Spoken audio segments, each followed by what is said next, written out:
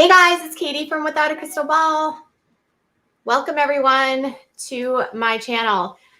Today was going to be a day where I was going to do a bunch of uploads for you, and then everything changed this morning when there was a lot of activity at the Carlton Reserve Macahachie Environmental Park, about 5 miles from the Laundrie's home in Northport, Florida, an area that has been searched multiple times for Brian Laundrie, and an area where Chris and Roberta Laundrie have been saying for weeks this was the last place they believed that Brian was. It was the only place that they believed that Brian was.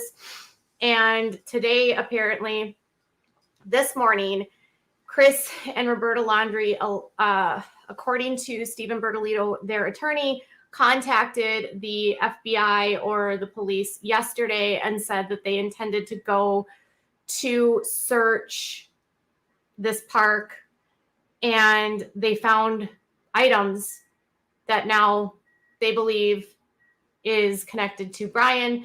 And then not long after that, they say that some other remains were discovered. So I've been trying to stay on top of it because this story has been moving extremely fast, and I'll be going back and forth onto Twitter throughout this just to make sure that everything that we have here is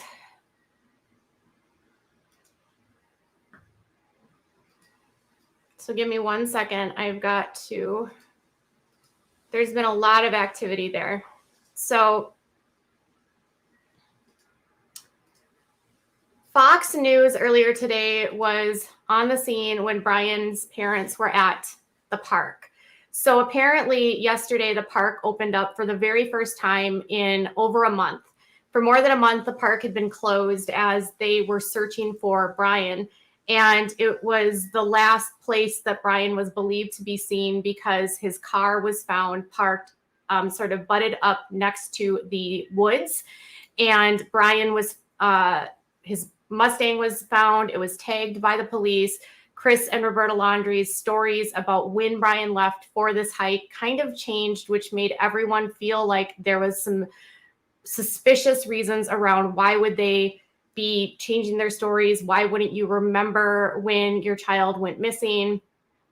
So the park's been closed for like a month. And then yesterday the park opens, and then Chris and Roberta decide that they're going to go searching there. And then the parents are there, and I don't even know, after a brief search, they end up finding this bag, which apparently was had items in it that were believed to be consistent with what Brian had with him.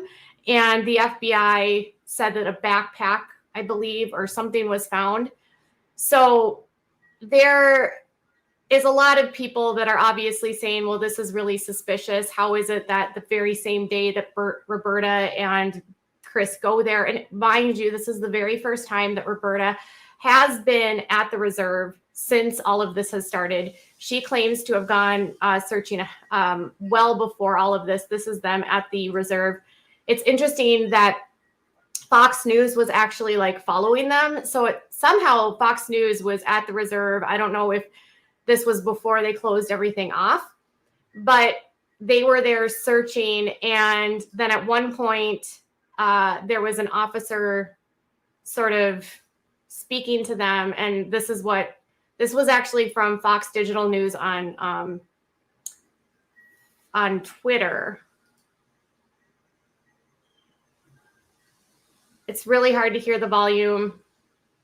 All he really says is that they think they found something and they should go home.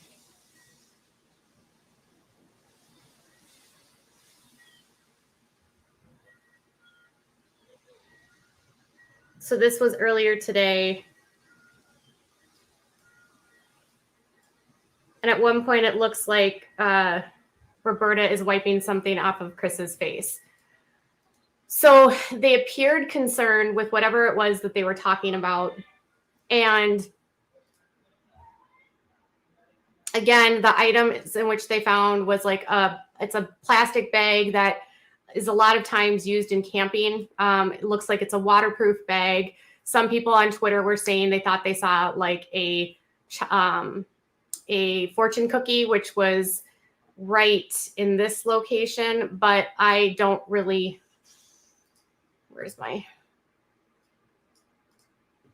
which was like right down here. I have no idea what that is. Okay.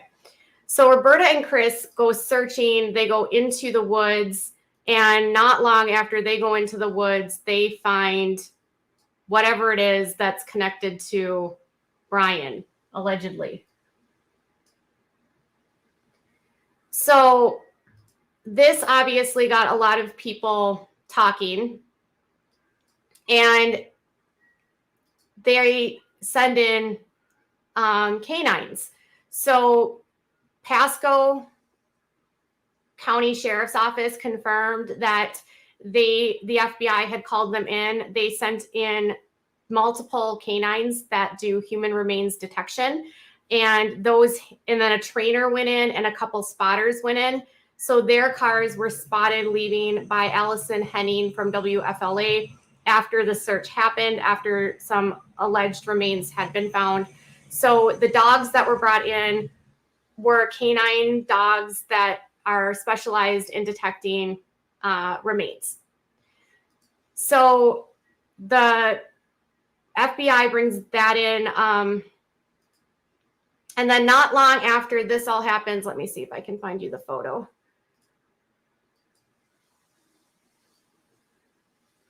There's so many here.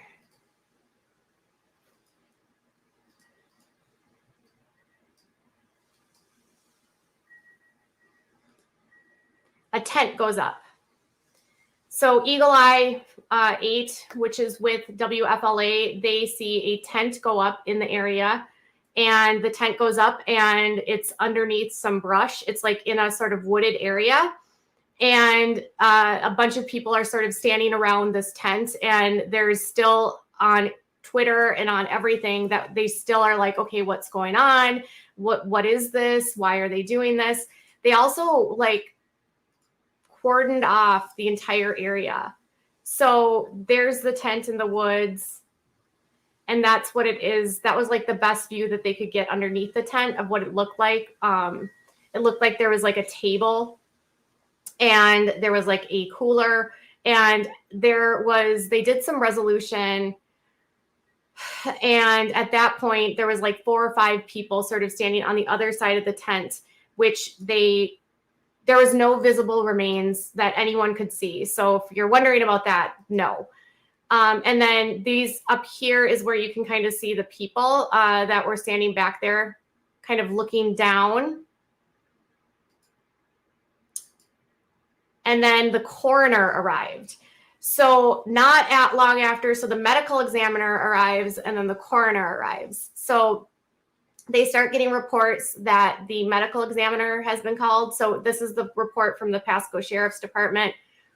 Megan Myers, who works for, I believe, ABC or NBC2, she reports that the Sarasota County Medical Examiner Office tells me that they've been called out to the Micahachie Creek Environmental Park. And then not long after the medical examiner is called out, the coroner is called out. And as they were starting to, so all of this is happening. And then at that time, Stephen Bertolino releases this statement, which says, Chris and Roberta Laundrie went to the Micahachie Creek Environmental Park this morning to search for Brian. The FBI and North Park PD were informed last night of Brian's parents' intentions, and they met Chris and Roberta there this morning. After a brief search off a trail that Brian frequented, some articles belonging to Brian were found. As of now, law enforcement is conducting a more thorough investigation of that area.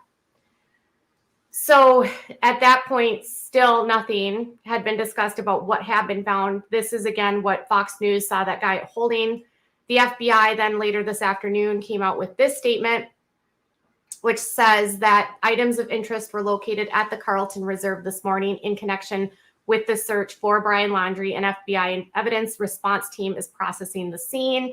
The reserve is closed to the public and no further details are available at this time. Now, There will be a press conference here in about, I don't even know, like a half an hour.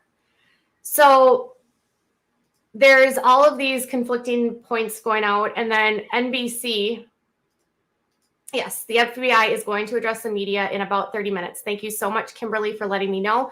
As soon as that goes live, I'll see if I can find a place where we can stream it and watch it here. And then just so we can see here that a senior producer with NBC, NBC Now, puts this out that says senior law enforcement officials tell NBC News and Pete Williams, NBC, that what appears to be partial human remains have been found in the Carlton Reserve in an area that had previously been underwater. The remains were found near a backpack consistent with items Brian Laundrie may have had. So everything is found by a backpack near where he's found. The early reports were that clothes had been found, and then they walked that back and said items were found. And they then start taping off the area around where it's believed that items might have been found. We're not totally sure what the specific area was. I don't know if this is where they believed that partial remains were found. I don't really know. It went into an area that was like right outside in this corner, either over here or over here, was another area where it was like underneath the woods and where they had been with a tent. So they had basically been doing a perimeter there. And then there was some confusion because then Jossie, who is with ABC, says that they were working to determine whether the remains were human or others, and whether those were discovered at the site were related to Brian Laundrie. The FBI said they would have a statement for a media, not a press conference. Okay. Got it. Yes, the area was apparently, the FBI will be live on all platforms.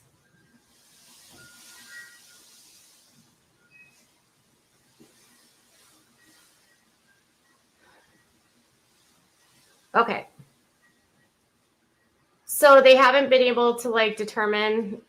And then it's funny because after all of that happened, Roberta and Christopher went home, and Roberta was seen like dressed up, like walking outside of her house in a dress, which is the first time we've seen Roberta like dressed up. And someone on TikTok actually posted this, and it was on Twitter, but she was like walking right outside of her house and she was all dressed up, which was, people thought was like sort of weird. Like, why are you all dressed up right after you were just like looking like this? And then I was trying to determine if that's actually Roberta or not. I couldn't tell. Someone was in a dress at the Laundrie's house. And then their attorney, confirmed with, I think this is CBS, Shannon, that they were back at the house at that point. So, oh, yes.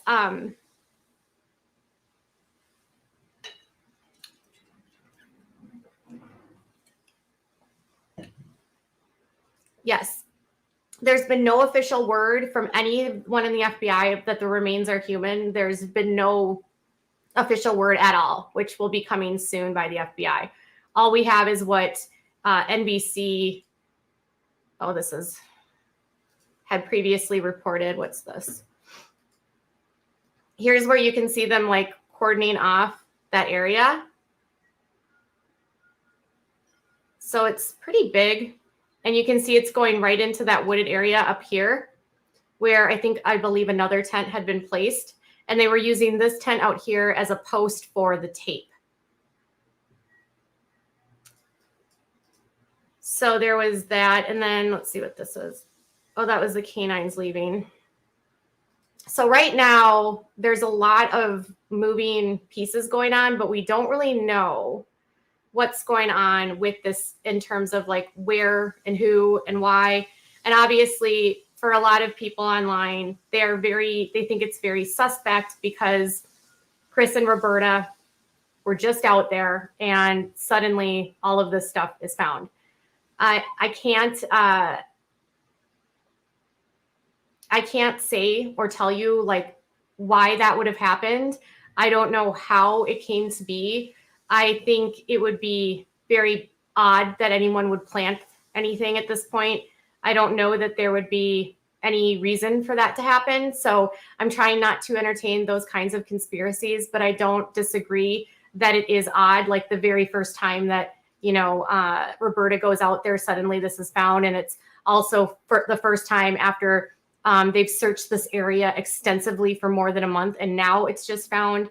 The only suspicion was that there had been a ton of rain in the area, and so when the initial searches had been done, it's probable that this could have been completely underwater. And so because of that, they might have not seen any of this before.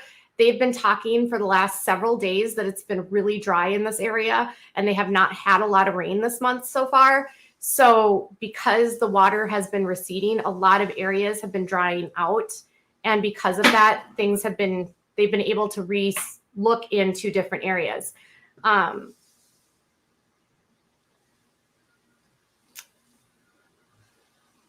So the FBI just put out this statement.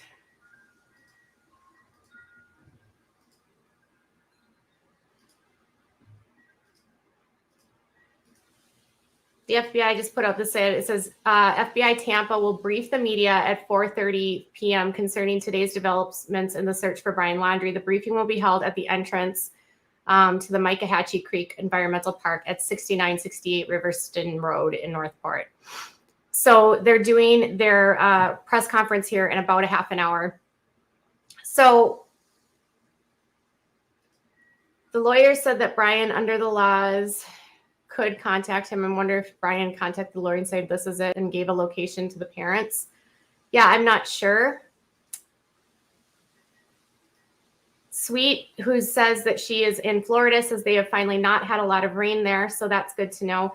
So my question for you was, like, if this is Brian, say that this is what's going on, say that this is Brian, say that they find remains and it's Brian. What does that feel like to you in regards to, is that justice? How does that make you feel in terms of, if this is Brian, is that, like, are you frustrated? Does that make you feel angry? Do you feel like there's no justice then for Gabby? Do you feel like the family is going to be left? Do you think the family's going to be left with more questions than answers? Do you think, like, how do you feel about that? Marissa says, absolutely not justice, and we'll never know what happened. Sherry says, no justice. Nikki says, no justice for Gabby. Anita says, it's not the same thing, but I dropped my sunglasses over. Oh, she just found her glasses. Okay, good to know. Angie says it's a coward's way out. That's how I felt too. I felt like this is a coward's way out. Not justice, cowardly, but I think Gabby's family knew he was after he did this. Mr. Crystal Ball says he needed to be held accountable by law enforcement. If he offed himself, he took the coward's way out. And then Queen of Flannel Colors says, as a parent, there'd be no justice regardless. Yeah, that was something I was thinking about. You know, they do talk a lot about closure, and they talk a lot about how when you finally get justice, there's closure in this case. Is there really ever closure for a family that's like lost their loved one in such a violent way? Like, I can't believe under any circumstances that having answers changes the fact that their loved one is gone. I don't feel like it actually closes that chapter of their lives. In a way, maybe they have some answers, but there's always going to be more questions. I feel like with every answer you get, there's always going to be another question, another what if, another why. And you could sort of end yourself like in this cycle. And if you talk to a lot of families of victims, even after they go through the criminal justice system, that the case going through and the person going to prison still doesn't change anything. It doesn't bring their loved one back. And it can soften the, I mean, yes, I think in that way.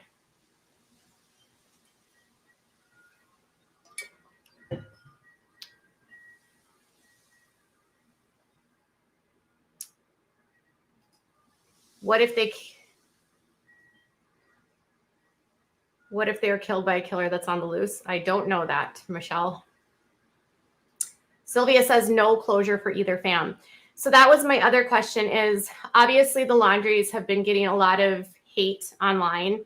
And I know a lot of you have been cheering on a lot of the protesters. And I think I've been clear on my Instagram that there's been times where I've found that the protesters are just being really, it's just obscene how they're handling themselves. I mean, that one protester is filing a $40 lawsuit against the dad. That's the same protester that consistently shows up at these high profile cases and inserts herself and admits on her Twitter that she lives off of donations. And she's suing him over a sign that he didn't want on his property. And then this whole issue of privacy, is it really acceptable where someone hasn't even done anything? They're not under investigation. They're not considered suspects in a crime. Is it fair for people to be invading their house, knocking on their doors, leaving flyers, leaving posters, and then demanding that they cooperate when we really don't even know if they were cooperating to begin with or not? These are sort of the questions I've had.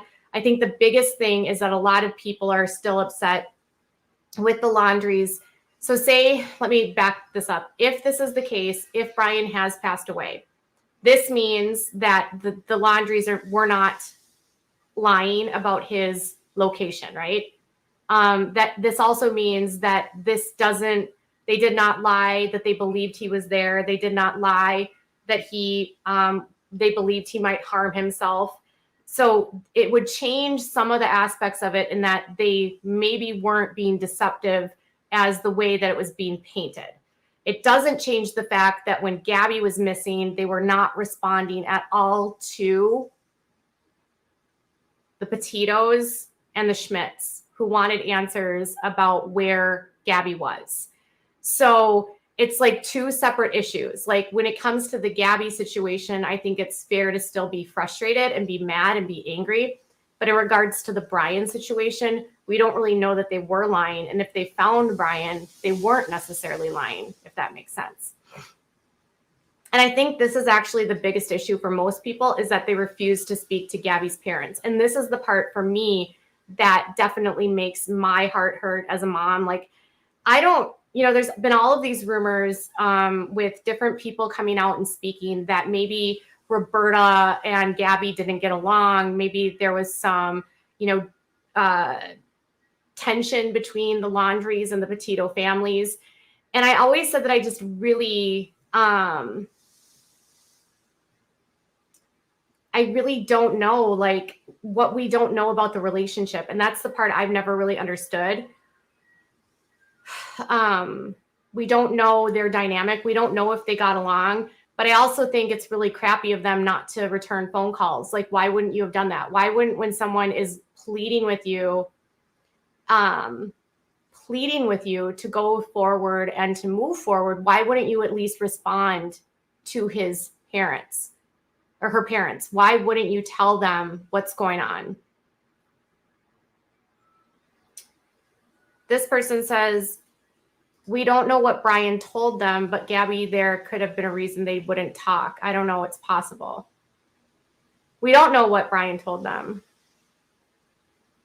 I actually agree with this. Queen of Flannel has some really good comments here. And if I'm not seeing your comments, I do apologize. The chat on my StreamYard is delayed. She says, and I think their lawyer could have made better choices in how he advised his clients. On the one hand, I get the concern of being tried in the media. Yeah, I feel like the fact that they never spoke publicly did not help them. I feel like we never got a human side of who they were. And I feel like that can be such a big part of any case. On the same token, I can also understand from a lawyer's perspective, if you're ever involved in anything legal, lawyers will always say, don't talk, say nothing, don't tell anyone anything, because if you say one thing, then people will go off and say, well, then you said this. And, that can come up later in a case. And then the feds might be watching everything that you're saying and everything that you're doing. So that can for sure be difficult in that aspect. But I don't recall a case like this where the family of the other side didn't say anything at all. I don't recall a case like that. I think it wouldn't have hurt Roberta to at least have responded and said, I don't know where Gabby is, or I don't know what's going on with Gabby. It's heartbreaking when you hear Nicole Schmitz talk about how when Gabby was missing, she initially said that she believed Brian and Gabby were both missing. And when she reached out to Roberta, she was concerned for the well-being of both of them, not just Gabby. And not even that compelled Roberta to respond. Not only that, but they had that camping trip. And that's the thing that I cannot get off my mind, the camping trip. How is it when your son comes home after everything is all said and done, do you go on a camping trip and your son comes back with his girlfriend's or fiance's van? He's not with her. He's acting whatever. I don't know if he's acting depressed. I'm not sure. But how do you go camping on a family camping trip and make s'mores and this huge part of your family, Gabby, is not there? I said from the very beginning that I felt like Stephen Bernalito was just in over his head, mostly because he's a bankruptcy lawyer and he's not a homicide, a criminal investigator.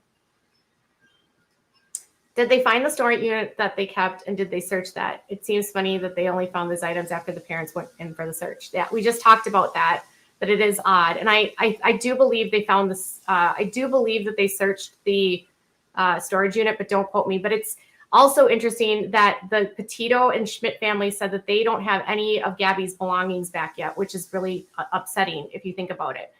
Angie, thank you so much for your super sticker.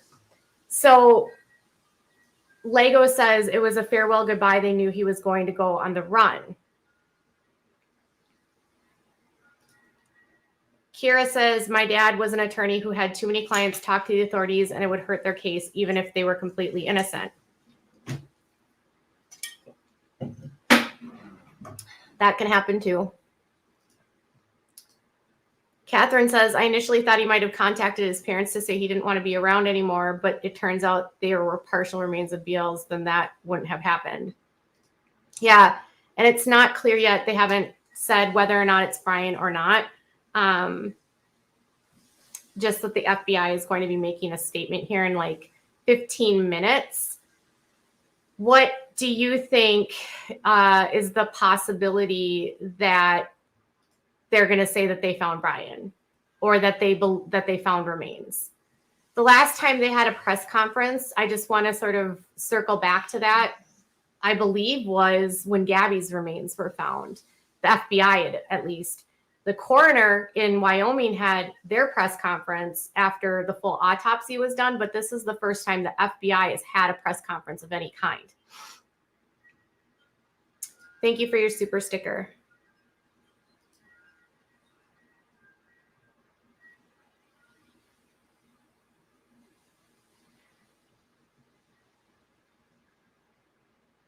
So they won't tell us that.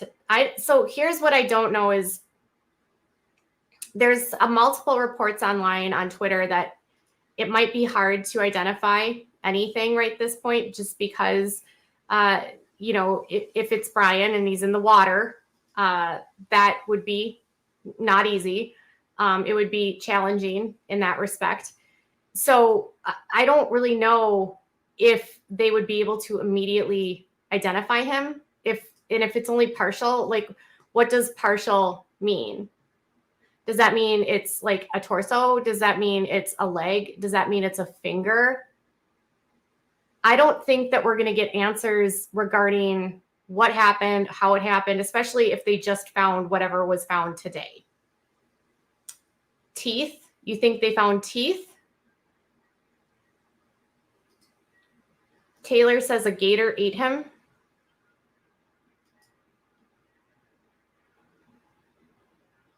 Yeah, it could be a lot of different things.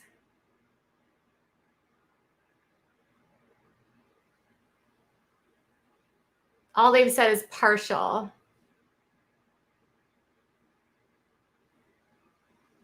And then I was wondering, like, in the backpack, what do they find? Like, is there ever going to be the discovery of Gabby's phone? Will we ever find Gabby's phone? Is there going to be any Gabby's phone anywhere?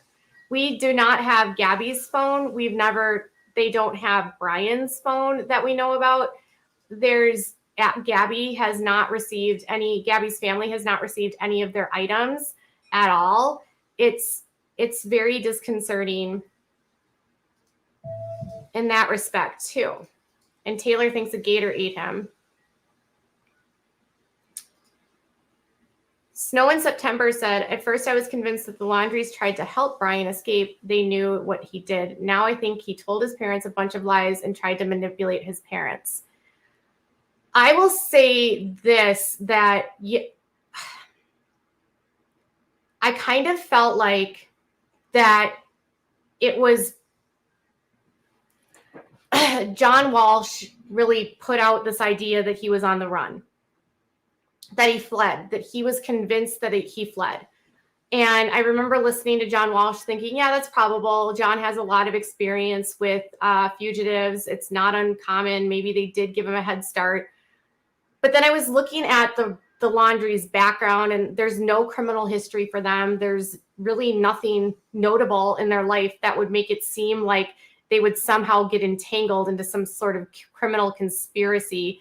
So then I felt like, well, maybe it's not that. I don't know. And I just had this feeling over time, the more people tried to paint him as this sort of mastermind, it didn't really feel like it matched Brian, because he felt like, to me, and I said this last week, it felt like to me that he was a kid that had, until that point, been very reliant on his parents for pretty much everything, for paying his rent. He was not someone that was heavily independent. Gabby was the one that was working for them. He was relying on Gabby financially for a while. Gabby was the one that had the car. In order to get home, he had to steal Gabby's credit card. So it makes you think, like, this is not someone that has a lot of connections. It's not someone that has a lot of friends. It's not someone who I feel like was making even good decisions. Even the people that were running into him at that time, his actions following, if she was, say that August 27th is the date that this all happened, if he did this to Gabby on August 27th, then you have to think about how on the 29th, he is seen by Miranda and that other woman and hitchhiking, and he's acting really erratic. And like, he seems very discombobulated, confused. So I feel like something happened and he was trying to get away from the scene. And then at some point he might've decided that he needed to get back to the scene. And it to me didn't feel like this was a well thought out plan. It didn't feel like he had some sort of mastermind. He didn't even hide her body. Like, I feel like someone who is going to be meticulous and try to cover things up and do kind of that stuff, I feel like would take more steps to hide the body. I mean, her body was not found buried. According to the helicopter that was in the area, they're the ones that spotted everything before it was even found by the authorities. So they could see visually Gabby from the air, meaning that she was not buried. So he didn't try to cover her up. He left her just out there, and then he walked away from the scene, and then he walked back to the scene. And then here's the thing, is if you really don't want to get caught, why then would you come home with her van using her credit card? That, again, is not another indication to me of someone that is thinking things through really well. And so to me, I could never get my mind on, oh, he's this criminal mastermind, because all the decisions he was making didn't feel like a criminal mastermind. He felt like a novice criminal that did something horrible and didn't know what to do next. Brian is not in that area. His parents knew ahead of time. It's all a setup. FBI will prove it soon. Okay.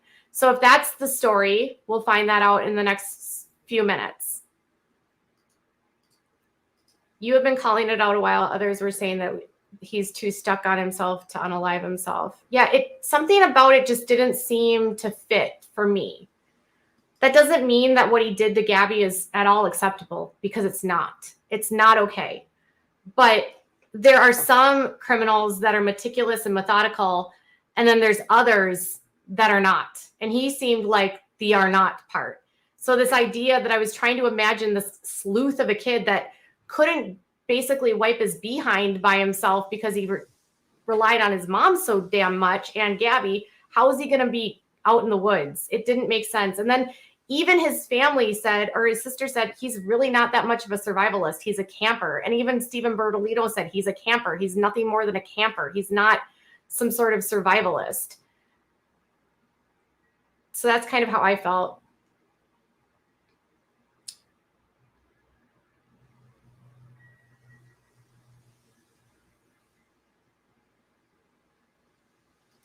Faye says it looks like a crime of passion.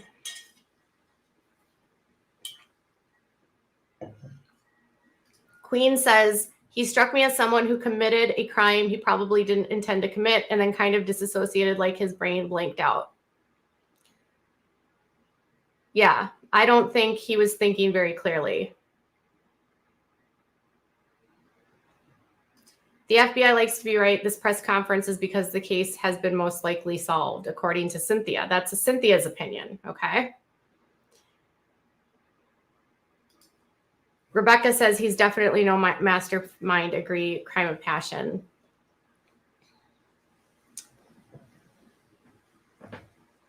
Kim thinks that he decided to unalive himself and that they knew where to go.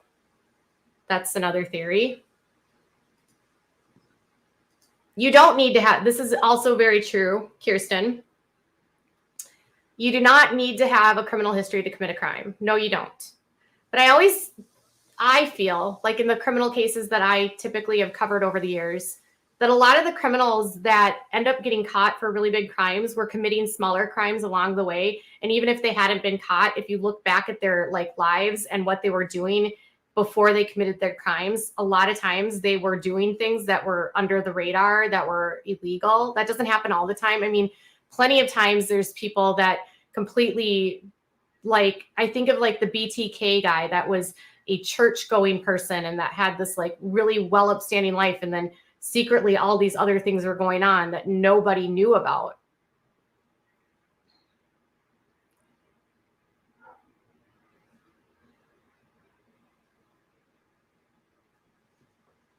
Thank you. Oh, Amy. She's actually someone that was in comments the other day.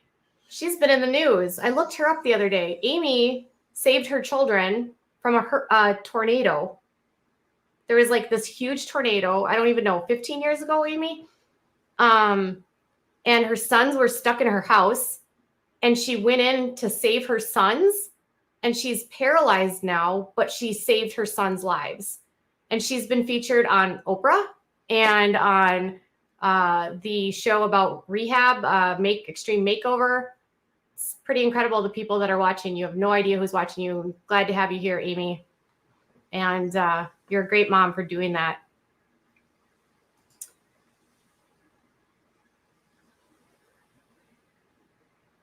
Puff and Magic thinks that an animal got to him.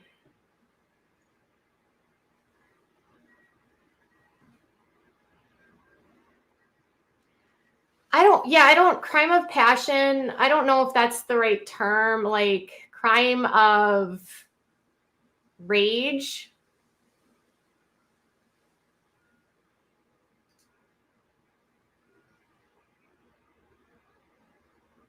Crime of rage, I don't know. Crime of passion does make it sound a lot nicer than it is. That's very true. I'm going to see if I can find...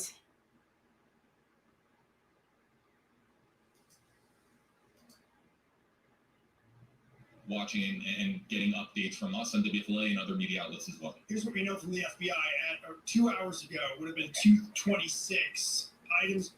Okay, I'm going to see. That's WFLA.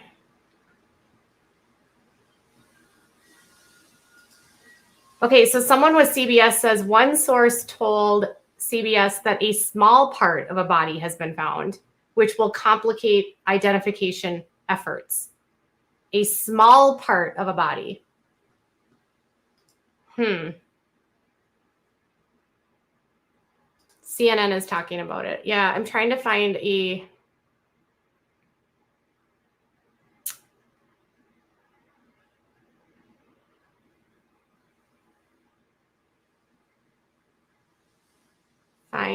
this link.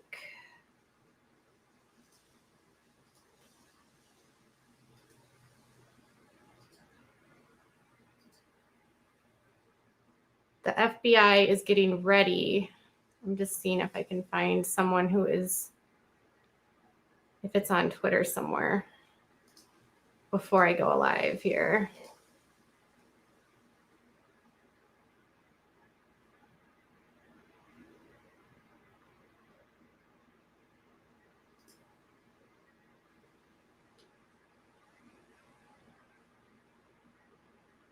That's KIFI.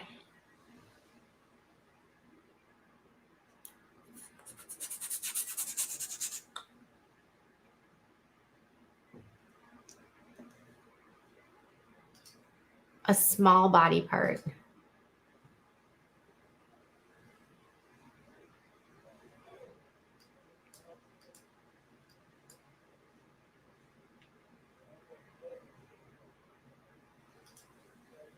I just don't want to get taken down here for copyright. So I'm going to see if I can find someone.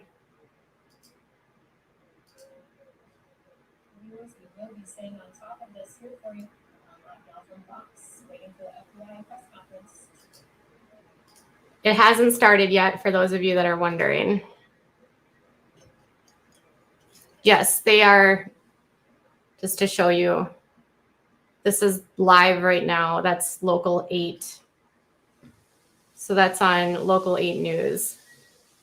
They have not gone up to the microphone yet. So I'm keeping an eye on it right now for you guys.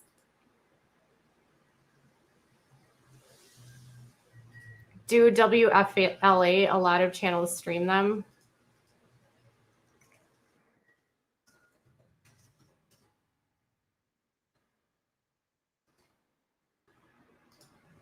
They're going to keep information close to the vest, but it is very possible that they do not know as much as we might think they know. This is not a television show. This is real life. Perhaps the remains were discovered this morning. It's now been only 5 hours since they've had this remains. So what do they know? They may not know a whole lot. They may be telling us very basic information because that is all they have. Obviously, no forensic study on these remains. We do know when Gabby Petito's remains were found. It was. I don't want to see this. I just want. The 19th that the news conference was held.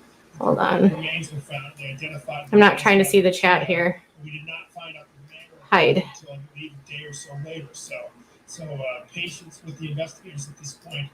The big question is. So I have this ready to go, and I will keep you guys updated as soon as someone steps up to there, so that you can see what's going on.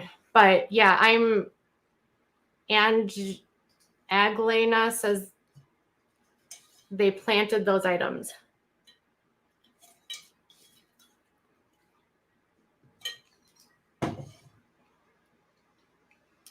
So a toe, a finger.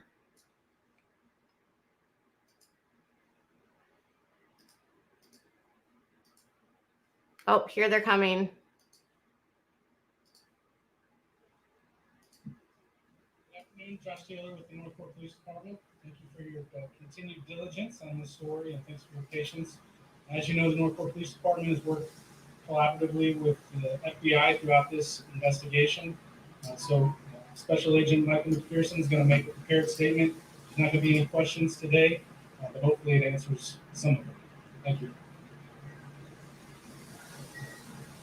All right, let's see what their statement is. Good afternoon. My name is Michael McPherson. I'm the Special Agent in charge of the FBI Tampa Division. As you're aware, the FBI and the Northport Police Department and our state and local law enforcement partners have been searching the area of the Carlton Reserve for the missing Gabby Petito. Our investigations have been focused on the for Brian Laundrie, a person of interest in the murder of Gabby Petito.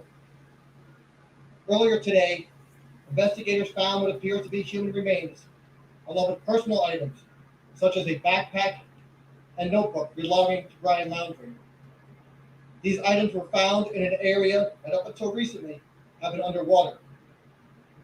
Our evidence response team is on scene using all available forensic resources to process the area. It's likely the team will be on scene for several days. I know you have a lot of questions, but we don't have all the answers yet. We are working diligently to get those answers for you. We are grateful for the dedication and professionalism of the Northport Police Department, along with our partners from the state and local agencies. Complex investigations such as this cannot be accomplished by one agency alone. So he said that human remains were found along with a backpack and other items that were Brian Laundrie's.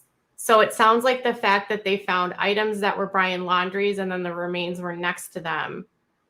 But he didn't say anything about a small amount of remains. I want to just rewind that. Where he said,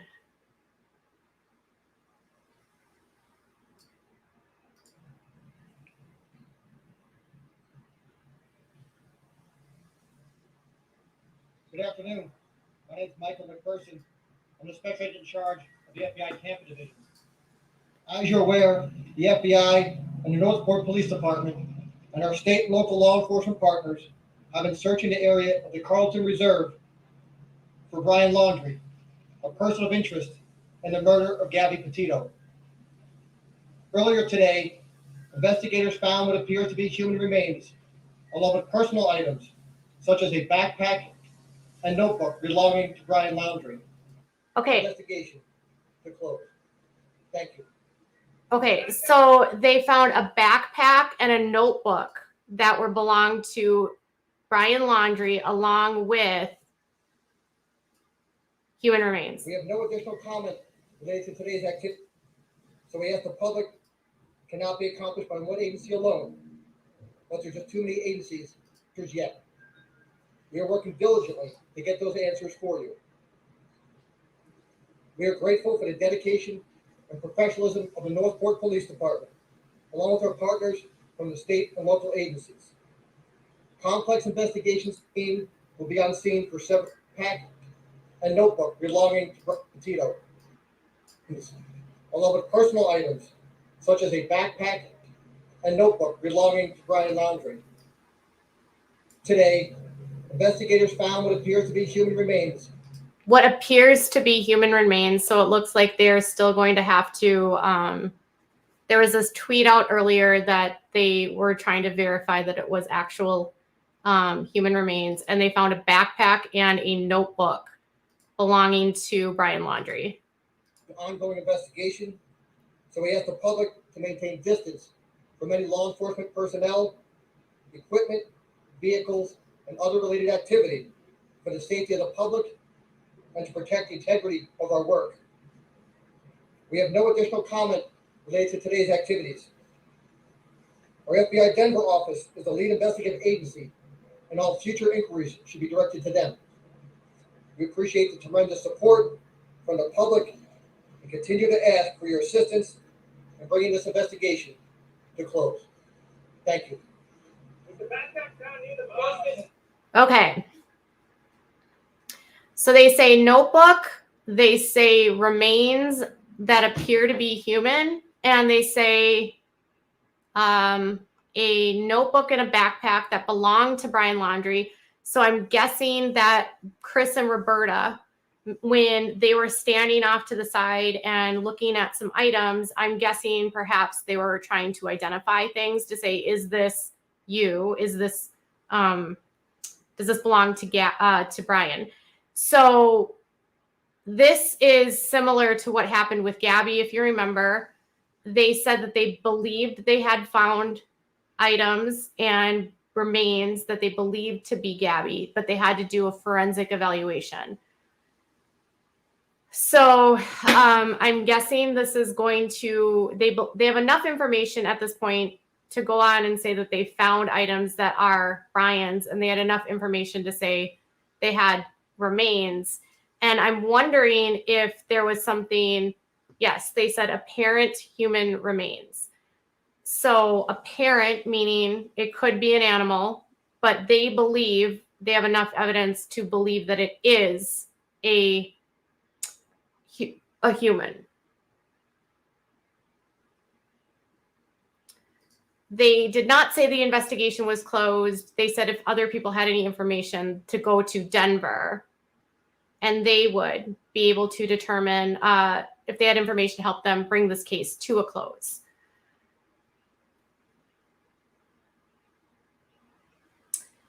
I'm wondering, because if you guys know anything about this area, if an animal got to him, and, you know, there's gators, there's bears in this area, there's snakes, there's wild hogs, there's panthers. So that could make remains difficult and scattered all over the place.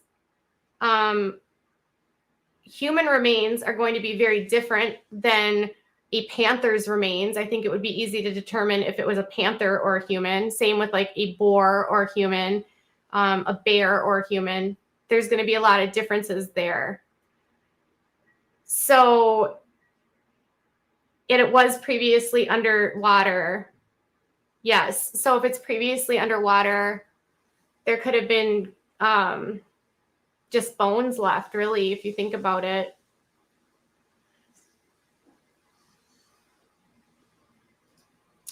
She says it's possible that the animals could have eaten his body. A lot of people, if you remember, were saying that if his remains were out there, the buzzards and all of the animals that eat remains would have been like swarming. But it makes sense now that they would say it was underwater. Because if it's underwater, would really, I don't know, if it's underwater at that point, you would think that some of those birds wouldn't be able to see it. It would be more like an alligator, but the alligators aren't going to be in all areas of them. They're going to be more in the larger water bodies. So it's,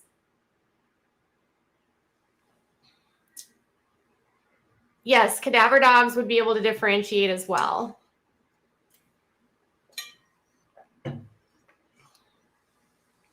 Oh, yes, there's coyotes there too. Thank you. A group of pigs can dispose of a human body completely in 24 hours. And it's really hot there. It's very humid.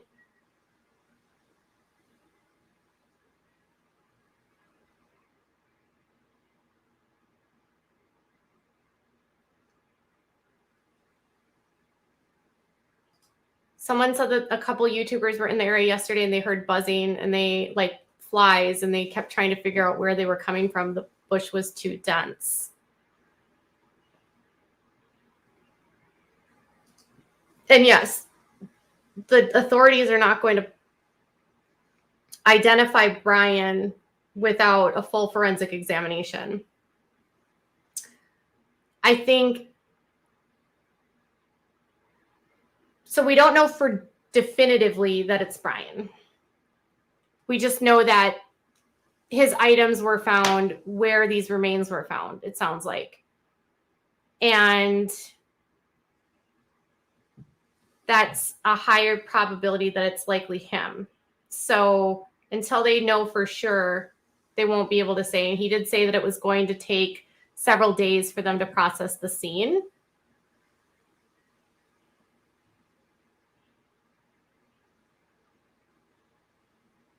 It is completely closed off now. I think we think too much, says Real Time. Yeah, I'm not sure. I'm just going off of what they said. TMZ confirms it's him. But that, I don't know how TMZ could confirm that. No, see, that's not true.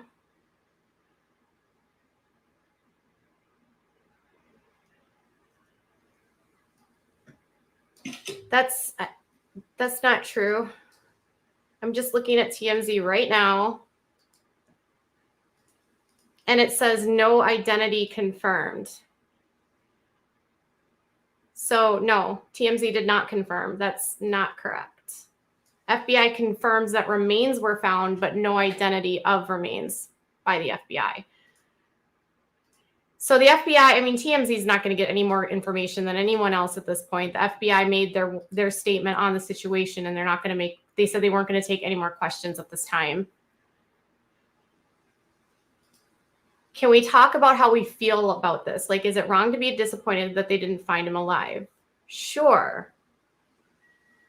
Confirmed remains is all correct.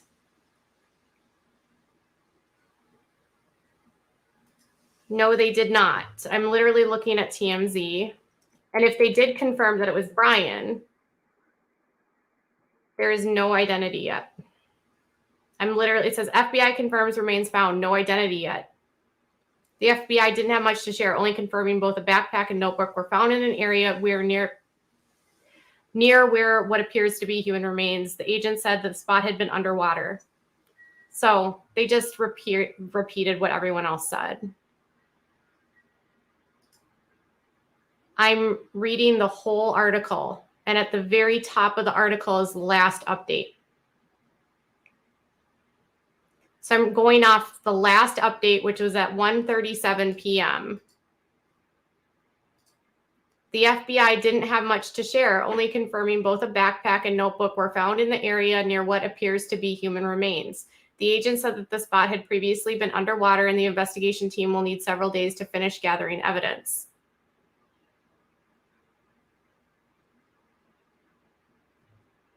And this was what was NBC was reporting this, that human remains were found. So we knew that. We knew about the dogs. So no, they did not confirm it was Brian. I don't think anyone at this point has confirmed positively that it's Brian.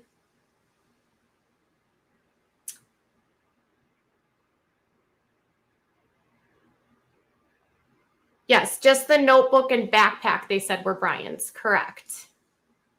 Correct, Candace. They didn't answer any questions about what they found. They didn't answer whether or not items were wet. They didn't answer whether or not anything was notable in the notebook. Just said a notebook that was Brian's and his backpack.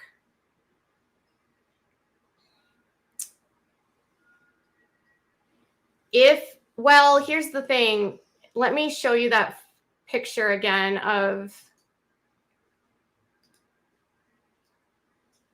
the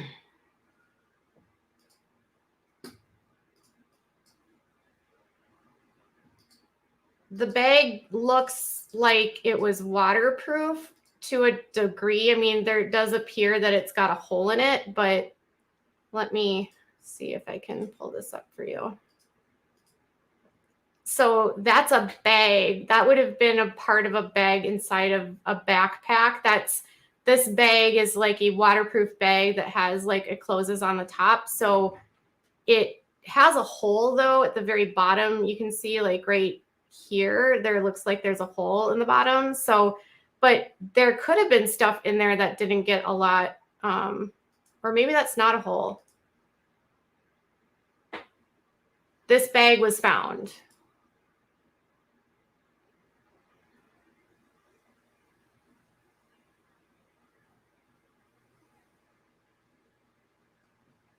Yes, they says, you think that's oh, my husband says that might be an evidence bag, but I don't know if that's an evidence bag or not, but doesn't this look like this looks like a clip, one of those clips. This right here is a clip. So I don't know if an evidence bag has a clip or not.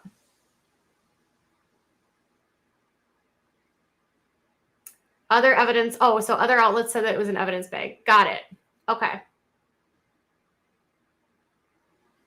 I don't know. If it's an evidence bag, it's very dirty. That's all I know. A lot of hikers line their pockets with contractor bags. I think it's an evidence bag. Someone said it was a kayak bag. Yeah, I don't know. It definitely looks like there's a hole in the bag. Yes, this was my question. Why don't they have gloves on? Right? Why don't they have gloves on?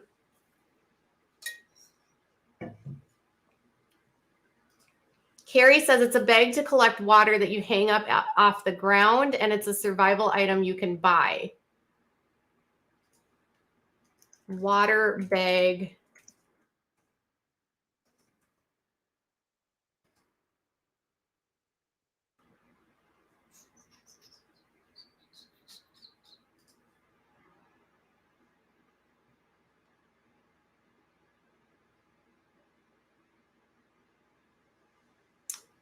Yeah, I'm not.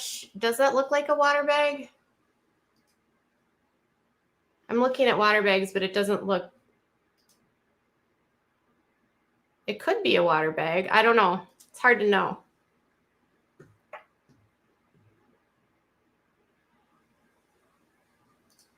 I live like an hour from this area. I figured if they were convinced he was there, he had to have been deceased. Florida isn't very forgiving, and terrain changes all the time. Yeah, that's very true as well. TL says it's their bag, or TJ says it's their bag. Okay. We don't know whose bag it is.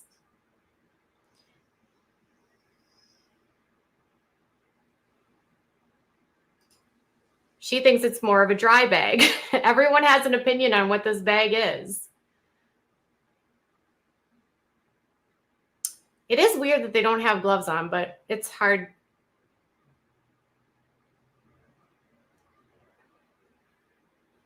It's interesting. So that's what they have for now. So given all of that, if this is Brian, we still don't know for sure.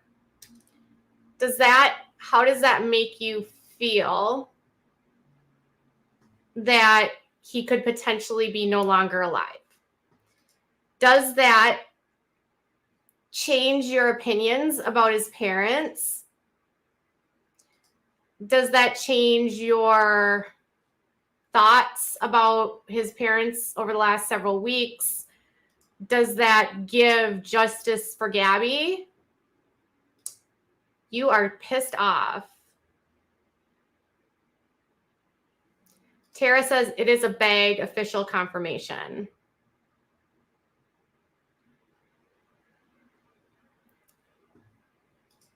I was so sure they wouldn't do a press conference unless confirming his body. Linda says it changes nothing for her. Beth says it's predictable, but I still hate him. Charlotte says that she's pissed off. I think his parents knew he had done this and just buried their heads in the sand. Christy says it's so sus that his parents go there and 30 minutes later his parents find him. They knew where he was all along. Does anyone want to give Roberta the benefit of the doubt and maybe a mother's intuition comes into play? Could it have been that Roberta is the mom and might have some sort of gut feeling about where he could be, and maybe she was guided to that place? Could it have been as simple as mother's intuition? Or are we still saying that the parents are terrible human beings and it changes nothing about them? Okay, everyone says it's not mother's intuition. It is no. No, she knew all along, says Lisa. Why weren't they searching the entire time? That's true. Woman without a party says no. Nancy still says she is a terrible human being.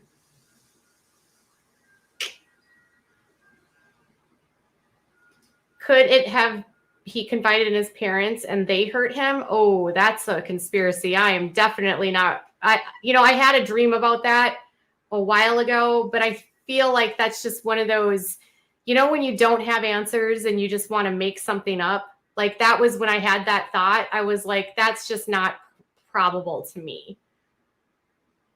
They don't take evidence in plastic as it doesn't keep the DNA safe.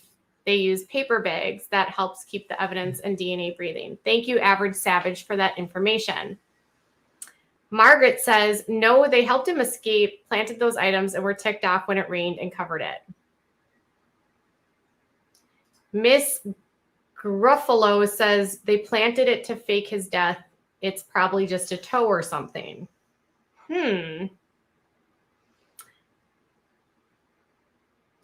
Newton says there's no such thing as mother's intuition. In my opinion, parents are just people. They aren't special. That's a very good thought, Newton.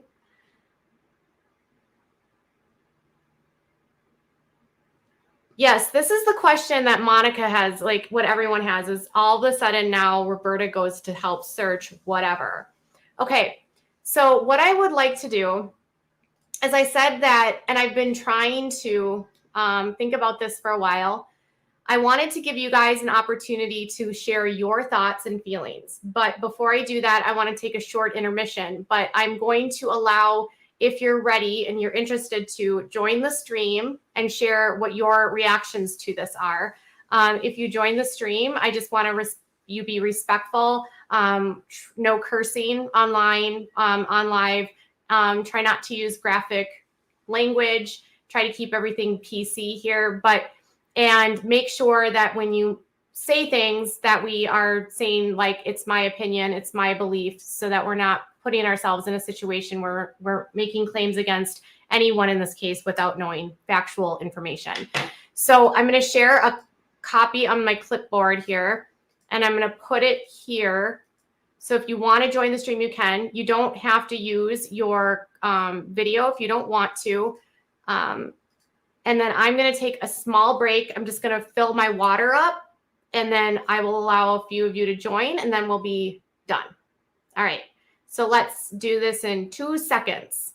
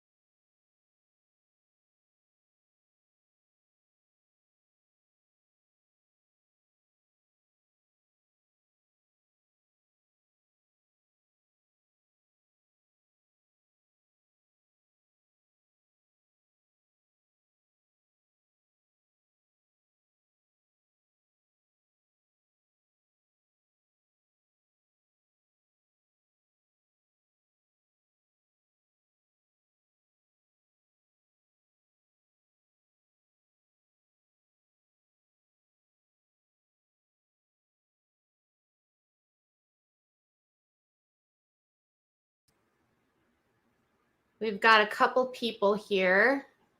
Oh, I got to close my door.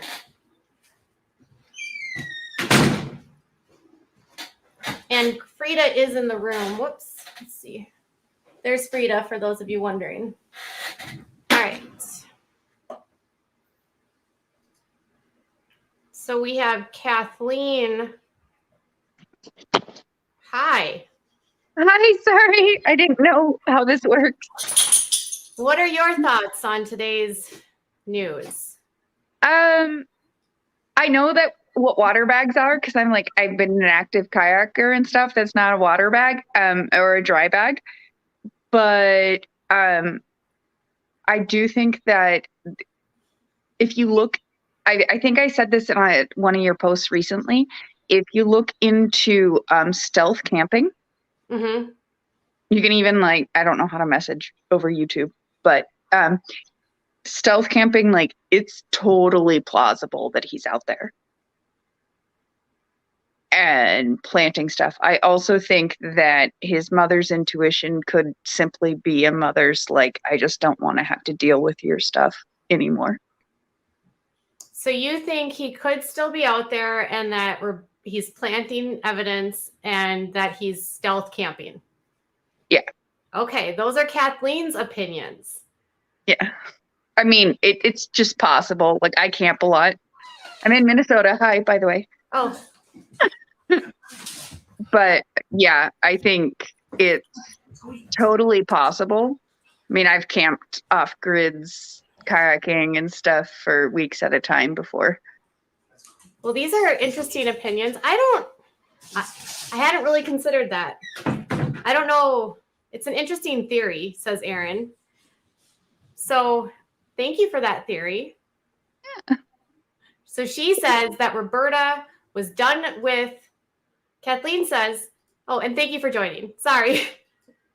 So she says that she believes that he is stealth camping and that Roberta's fed up.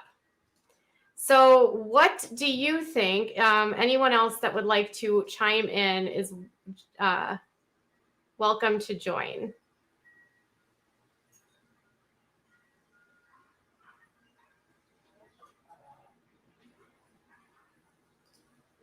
She says it's an interesting perspective from a camper's view. Mary says, my opinion is they lost a son, but he wasn't murdered. Gabby was.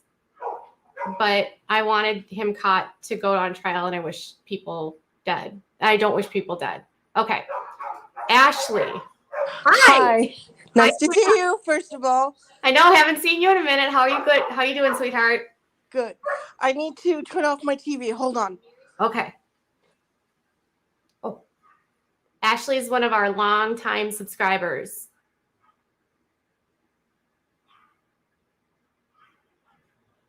I don't know if she's going to come back.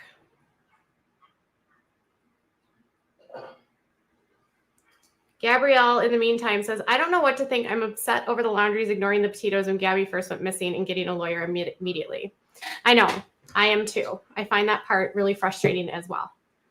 Oh, okay. So while Ashley, I'm going to remove you real quick. I'm going to add Charlotte here. Hello, Charlotte. Hi.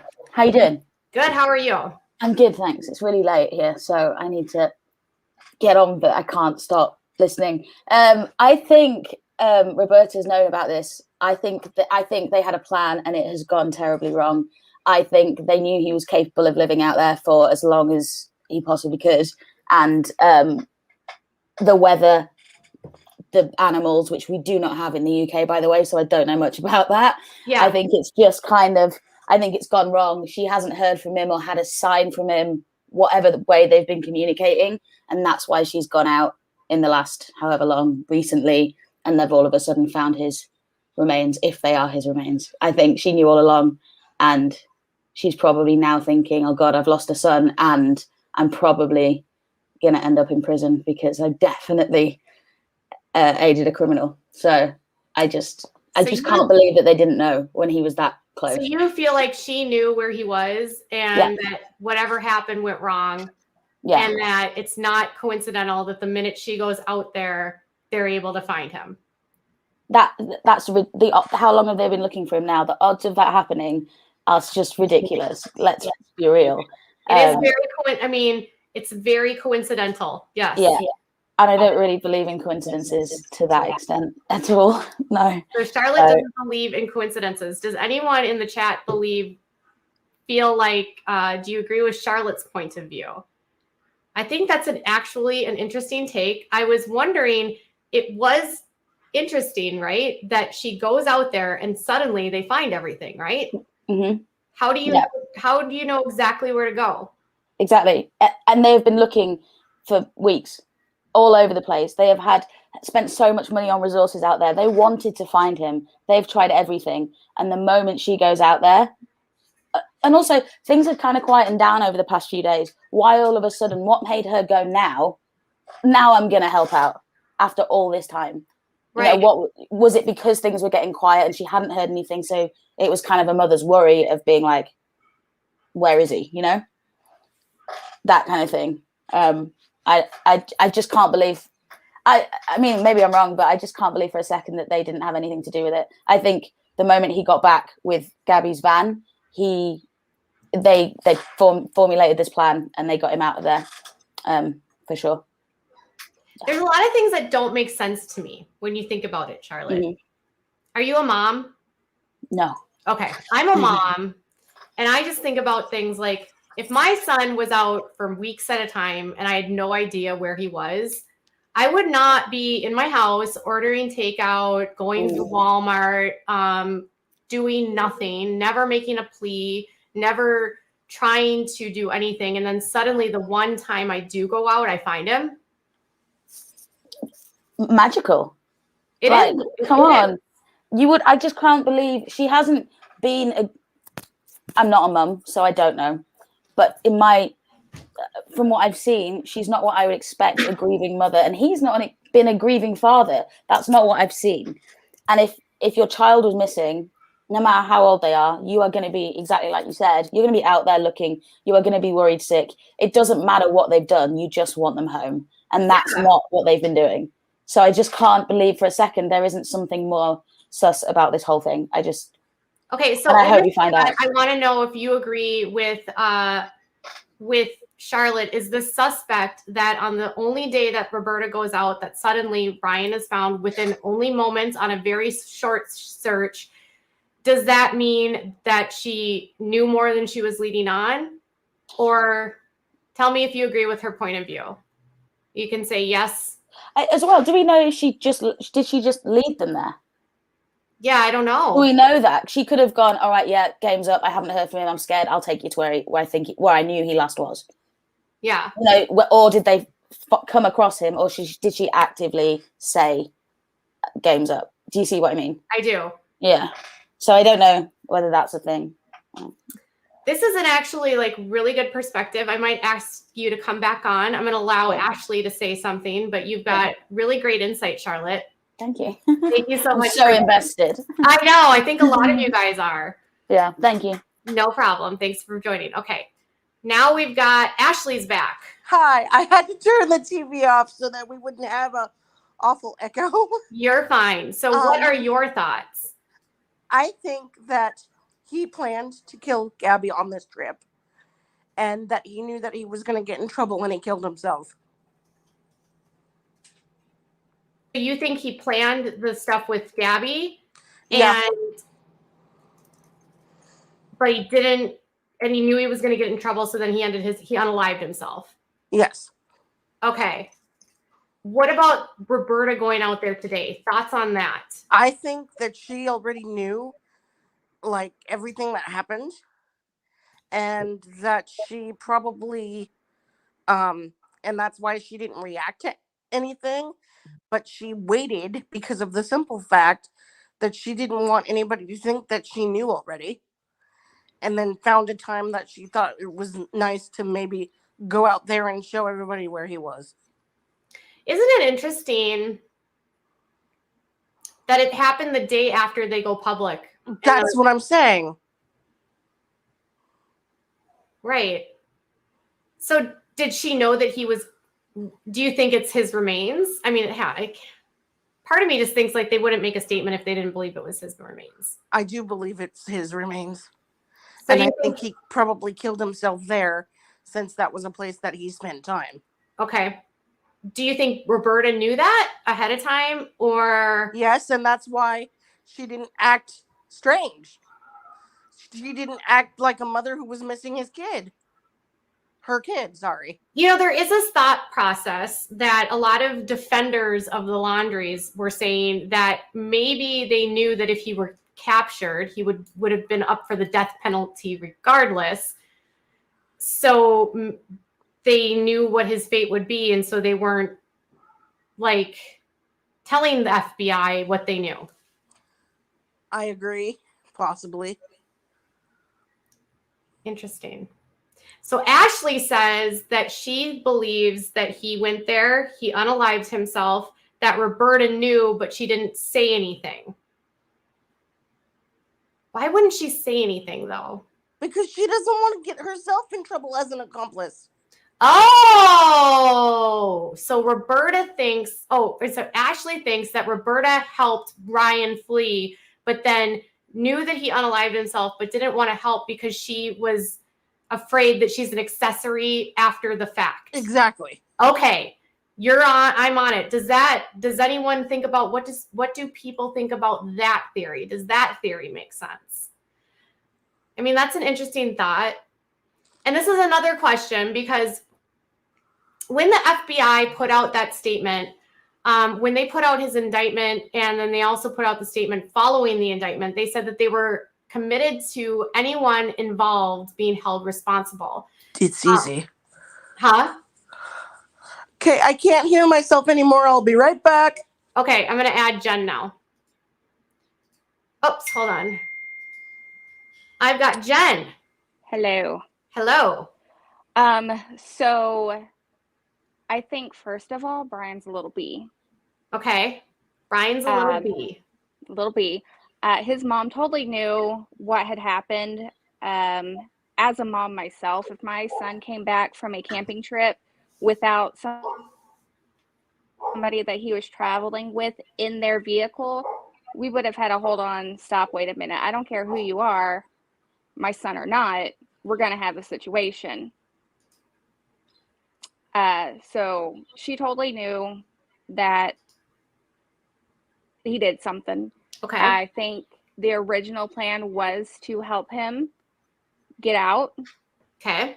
And that they helped get him into the reserve, and they had plans on him just moving on, going somewhere else. And then once it all hit the fan and it became as big of a story as it did, that he just realized that there's no way he's going to be able to pick up somewhere else and live a normal life.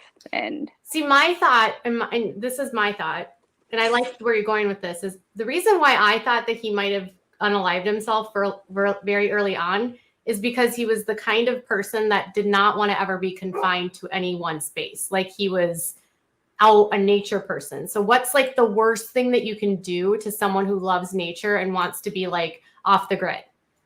Right. Stick them in a box, right? Right. He would not, like, nobody's going to do well in prison, but he really would not have done well in prison. Right. So I think that once it all hit the fan and everybody knew his face and everybody knew that he did something shady, he had to go ahead and tap himself out. Because so do you think that he told his parents what happened? I've gone back and forth on this. Yeah, me too. They definitely knew something happened. Whether he tried to make it sound like it was an accident or somebody else did it, they knew that she was not alive anymore. Yeah. Because they helped him clean out the van. Yeah, the neighbors said that they saw Chris helping Brian cleaning the van. Yeah. They went on the camping trip, which I'm sorry if you just came back from a camping trip. That's the last place I'm going to want to go. Right? You're just getting But off the road for days after a chaotic, right? right? But there's not going to be anybody there to see what's going on or to hear what they're talking about if they're out in the middle of nowhere. Yes, they're off. There's no cell towers. There's no FBI. They're out Yeah. on a small little island, which would have never been a really good place to hide from. I got a lot of messages from people that live in that area, and they said that they thought there was no way he was at that Fort DeSoto because it was too small of an area. Yeah. Yeah. So I think they knew that he did something dirty. They were going to help him get out. I think the buying a new cell phone was a red herring, and he put the old SIM card or the new SIM card in the old phone so that Do he you had think we're going to contact. find when we found the backpack? I kept thinking, I hope that there's a phone in there. I hope Gabby's phone is in there. Me too. That was mine. When they were like, the backpack, I'm like, okay, Gabby's phone has to be somewhere. Yeah. And we all know he's not a smart man. And he was quite proud of the, artwork and stuff that he was doing. So if that's what had pictures of all of that, then he would have kept on to that. Right. This is such a complicated case, but these are great thoughts, Jen. I do appreciate it. You're welcome to come back at another time. I've got another person waiting, Raven, that's been waiting very patiently. All right. You have a wonderful day. Thanks so much, Jen. All right.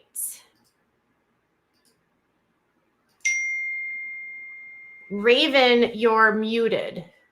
You'll need to unmute your mic is muted, Raven. Okay, Raven's muted. Raven, if you would like to come on, please unmute your microphone. There was a TJ that was waiting that popped in and popped out. So if TJ wants to come on and you just missed your opportunity. Aaron says, would he have put the new SIM card in an old phone? I don't know. That's a good question.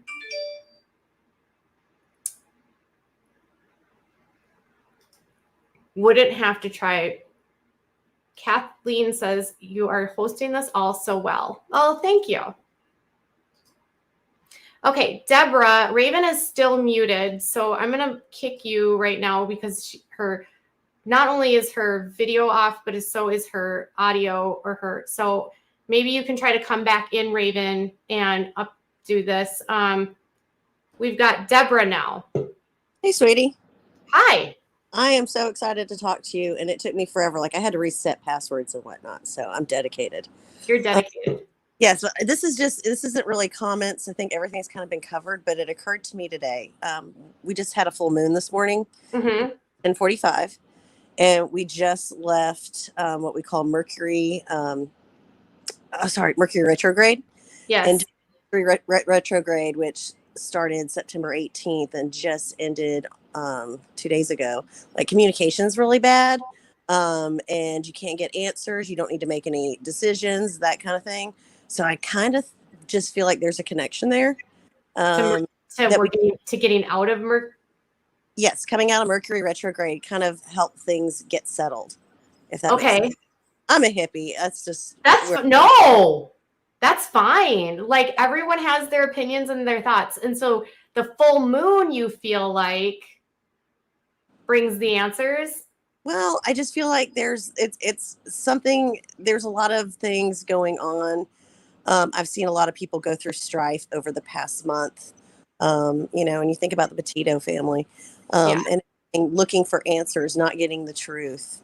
And then today, the full moon, it just kind of, it gave me chills. I was at school. I'm a teacher. And someone said the full moon is tonight.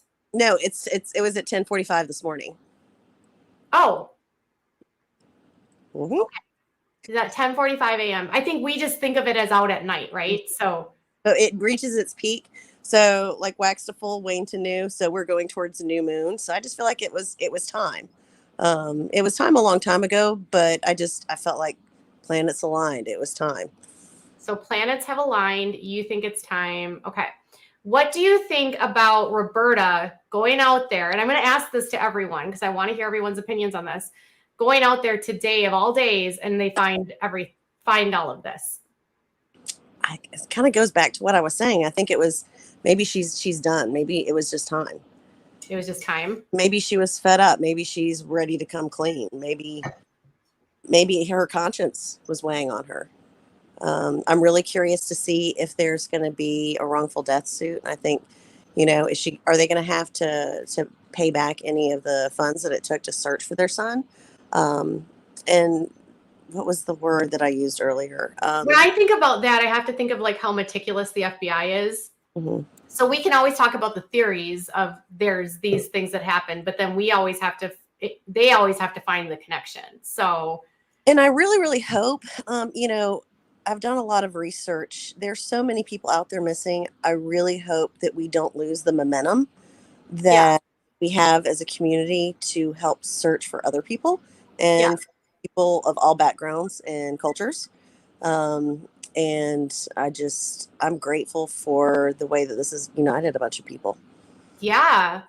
I feel like there's been a lot of animosity online, and I feel like this has definitely been a case that a lot of people could get around no matter where they were coming from, no matter what their background is. And while there is some infighting happening, most people are not fighting about this. Most people want justice for Gabby and for her parents. So I actually really like your perspective. So I appreciate you sharing. I've got Raven back. Finally, she's still muted. Take care, darling. I'm going to get Raven on. Thanks, Deborah. Everyone said that they loved you. Oh, I love you too. Okay. All right. Raven here. Hi. Hi. 3 kiddos. You're fine. I've had so many thoughts about this whole entire thing. I'm not even sure, is he dead? Is he not dead? My husband and I have discussed it several times. It's very, I don't know. Part of me believes that I should say most of me believes that he knew what he did. He escaped. Yes. He told his I believe he told his parents, hey, I think, we got in a huge fight and I just left her there. Yes. Screw her. So, it's just really interesting. I just, I think that's what occurred. That's what happened. I think, I think he did it. I'm not sure if he has the survival skills for Florida. So I think maybe he's just. But I'm not. Part of me is like, did he actually?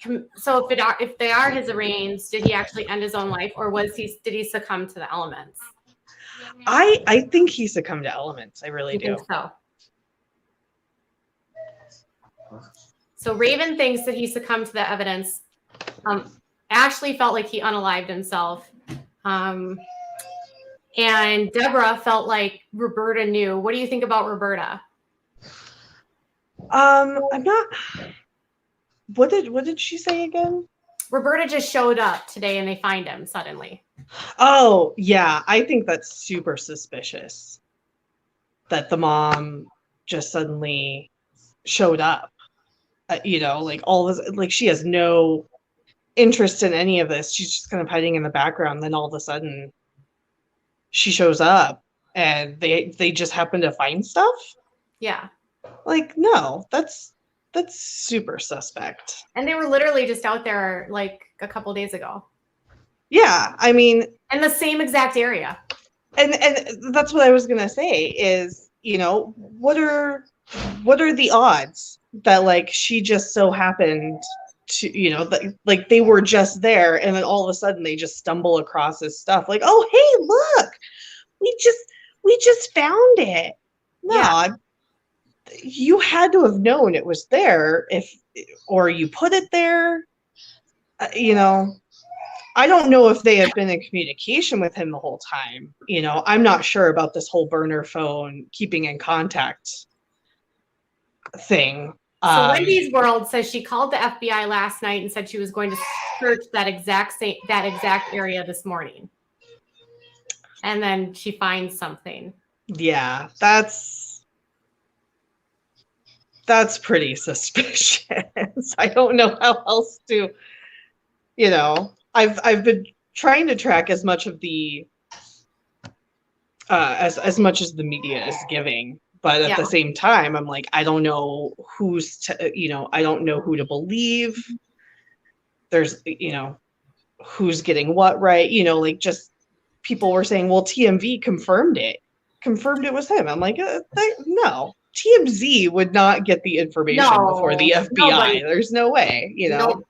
No, I mean, even if they speak to law enforcement, even if you get like source stuff from law enforcement right now, there's not going to be anything more until they can confirm it's him. If it's, you know, if they determine it's human remains. Right.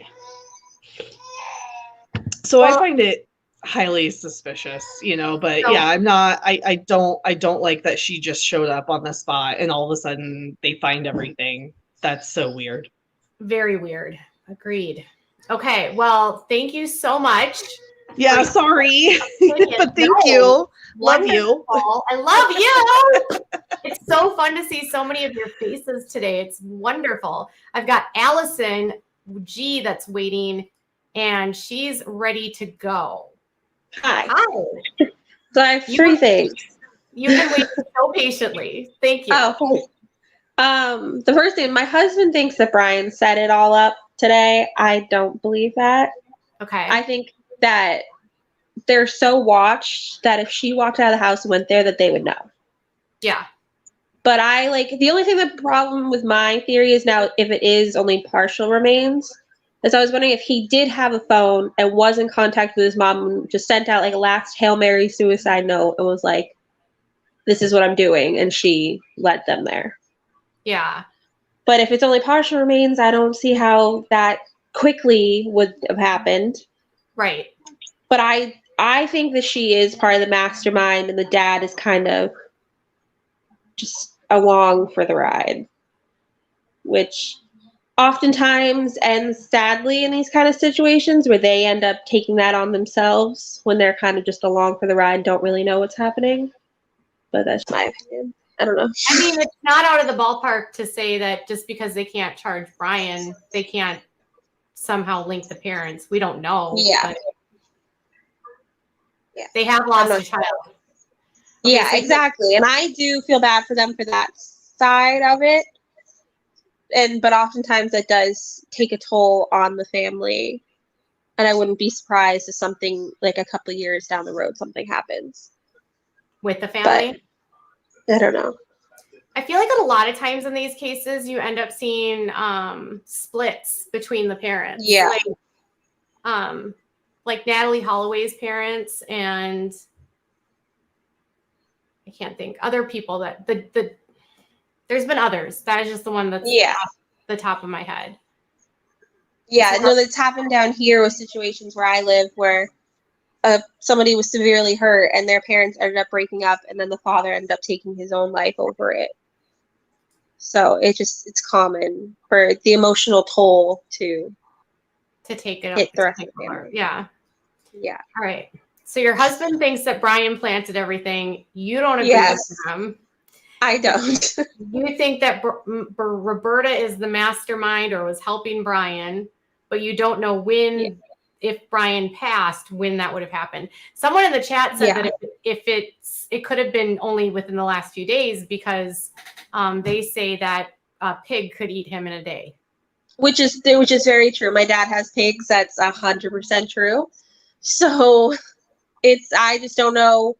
They haven't said how much or what they did find to give. But I think we also have to remember at a certain point that because we followed this so closely, that we want all the answers and we may never get all the answers. Right. I mean, I think of like Actually, JB on WFLA made a really good point today that even if he would have stayed alive, we might not have ever gotten all the answers, Yeah. right? I thought about that when it comes down to like people like Scott Peterson.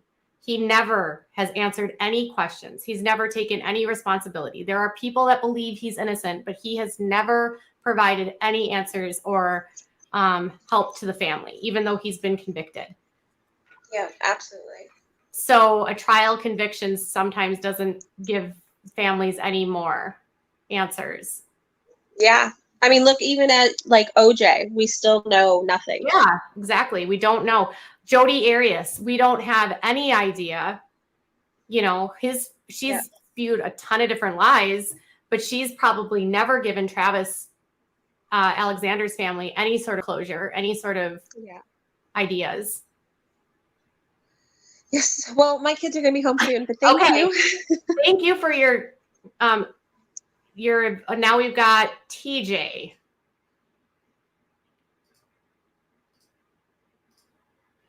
All right, TJ. Hello. Hello. You'll have to excuse. I don't have my camera on. That's okay. I've been cleaning and working around here. I look like the wrath of God. Yes, that's totally so fine. you can look at my picture of Howard the Labradoodle. He's very cute. He's a good boy. Anyway, I just think so much of you, Katie. I don't always agree with you, but I like what you do with your show, and adore your husband. He's just a sweetheart. Oh, thanks. And I am a retired special needs teacher. I dealt a lot. I wanted to tell you I dealt a lot with kids that deal with autistic behavior and autism on different. I know the journey that you and your husband walk sometimes, and it's not easy. So for you to do this and to raise your son, I give you a lot of credit. That's amazing. Well, we're a good team. Well, that's great. I know when you get on these sites, people are like, well, I think they did this or I think they did that. Yes. And I keep comparing it to some of the other cases. I know you brought up Scott Peterson and Jodi Arias, but I keep thinking about the Casey Anthony case. And I think about how her parents were just completely castigated by the media and, people just giving their, opinion, which everyone has a right to do. And we still don't know exactly what happened to that poor little baby. And she's blamed her dad now for things that he claims never happened. And we're never going to know because she obviously has a lot of psychological issues. I think Scott Peterson is antisocial behavior, which means the man is of high intelligence, but he has absolutely no conscience. I always felt like Scott was a narcissistic sociopath. Oh yeah, if you look at these other cases that have come up just in the last decade, they all are kind of similar, where the parents are afraid. And so they either become really defensive and they come across through the media as, terrible people and angry and, just really defensive, or they come across as always in the media out there wanting to find out what happened. And they can't win. I mean, it's true when Stephen Bertolino said that nothing they say is going to pay them any favors. No. And I am outraged at some of their comments and their behavior too. I don't think it's, I don't think it's normal, maybe what you would classify as the norm, their behavior. And do I think they were afraid enough to break the law and protect their son? Yep, I do. And I think we've seen that happen time and time again. Yeah. And I'm a parent by default. I have stepchildren, and you don't know what you would do if you were in that situation. Yeah, I do. That's a really good point. How would you even prepare yourself to be in a situation like that where your child becomes a criminal and does something horrible? It's that psychological process that you go through. my degree is in special needs, cross-categorical special needs, but I did a lot of coursework and minored in abnormal psychology, and it could be simply because I find it really interesting, and I think the two kind of go together. But I think that when your child is involved either as the victim or the predator in a murder like case like this, you go through such a trauma. And I am not defending the Laundries by any means, but I'm just kind of speaking to the psychological aspect of it that, Yeah. We just need to be careful the judgments we place on people. We love to hate people. You know what I mean? We love to accuse people. We love to find people guilty. And I think we need to be careful because we don't know the whole story. And sadly, if this is the remains of Brian Laundrie, we won't have a trial. We won't get to see any evidence. And, I don't know if there would be any charges against the Laundries or not. We don't know that. But I'll tell you what annoys me more than anything. And first of all, I will say I am an avid police supporter. I don't think police are evil, all of them. I think there are some rotten apples in the bunch, just like there's rotten teachers in the bunch. I actually I think I know where you're going on this, and I might. And I am like, sometimes this pops into my head during the day. If those police officers had not screwed up when they stopped those kids, and it was almost as if it was a boys club, a good old boys club, Yeah. against a hyperactive, mentally unstable female because she's sitting in the back of a police car yes, crying. yes. And the second video made me bonkers. Yeah, and it was like, hey, they were over talking to Brian. Hey, my wife or my girlfriend, whoever it was, she pulled this crap when with her or when I married her, and you just got to be patient. And I think it enabled Brian. It gave him justification for every single choice he made after they pulled away from the vehicle. Like almost enabled his bad behavior. Like Yeah, I'm not gonna get and caught. I think in his mind, if they got into another argument after she stayed in the hotel or he stayed in the hotel and she slept in the car or something, I don't know. I think after they got back together and headed on the road, I think it all just boiled over. And in his mind, he was replaying what those police officers were saying. And whatever happened, I think that's how he justified it. And it was sad because for days and days and days, oh, she's missing. No. People, they should have looked at his behavior. You don't steal a car, I think, and you don't draw money out of an account if you think that the person you attacked was still alive. There's a Pasco County sheriff, I think. He's like really famous. I don't know what his name is. He said in his county, if this would have been his jurisdiction, he would never have allowed Brian to stay home. Like the minute they found that van and Gabby was not there, he would have taken Brian into the police station and he would have had him under arrest. And that was the part that always made me mad, was they said, no crime has committed. No, there's no evidence of a crime. And you're like, she's come home she's not home. He has her car. Where is she? How is that not evidence of a crime? And why aren't you doing more to bring him in? And why aren't you at least, we can't surveil him. We don't do this. We don't do that. Like, yeah.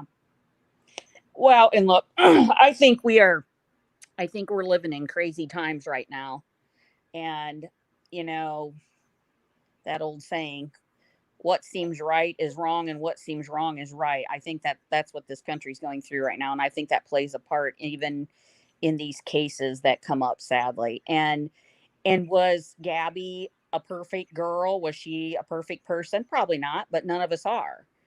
And, she didn't deserve what she got, though. And it almost haunts me that those police that stopped on that day did not see her as the true victim. They even got her to admit, well, she was the perpetrator. And that guy standing there, oh my gosh, I would just want to reach through the screen and grab him, because he said, Well, we could arrest you because you just admitted that you assaulted him. Yeah. So they turned Brian into the victim, and they made her be the perpetrator, and it was obvious that she is the victim. I mean, she was Right. just so distraught. And it's just sad. It's sad that it had to turn out this way, and now we may never get any answers. So, Right. well, I don't mean to hog the No, ball you're or the fine. I don't mean to Well, hog I the appreciate conversation, your but points of view for sure. yeah. Well, thank you so much again. Of course. I love your show, and Oh. Tell your husband to keep posting. Oh, he's got his new topic figured out. So Oh, that's great. on it. Yeah. Okay, you take care. All right. Okay, bye-bye. Bye. Okay. Scar, I always want to call you ScarJo, but Scarlett. I mean, if you want, call me ScarJo. Joe. Feel free to. Hi, sweetheart. Anyway, hi. So, This is my moderator. Okay. hi everyone. It's Scarlett, moderator. Like, comment, subscribe, all that stuff. So, first things first. Do I think that there's a possibility of motherly instinct?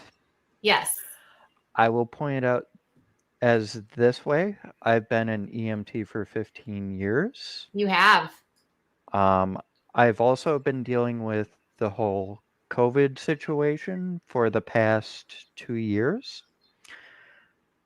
Every patient that I've gotten to that I've had this feeling of this could be, Yes.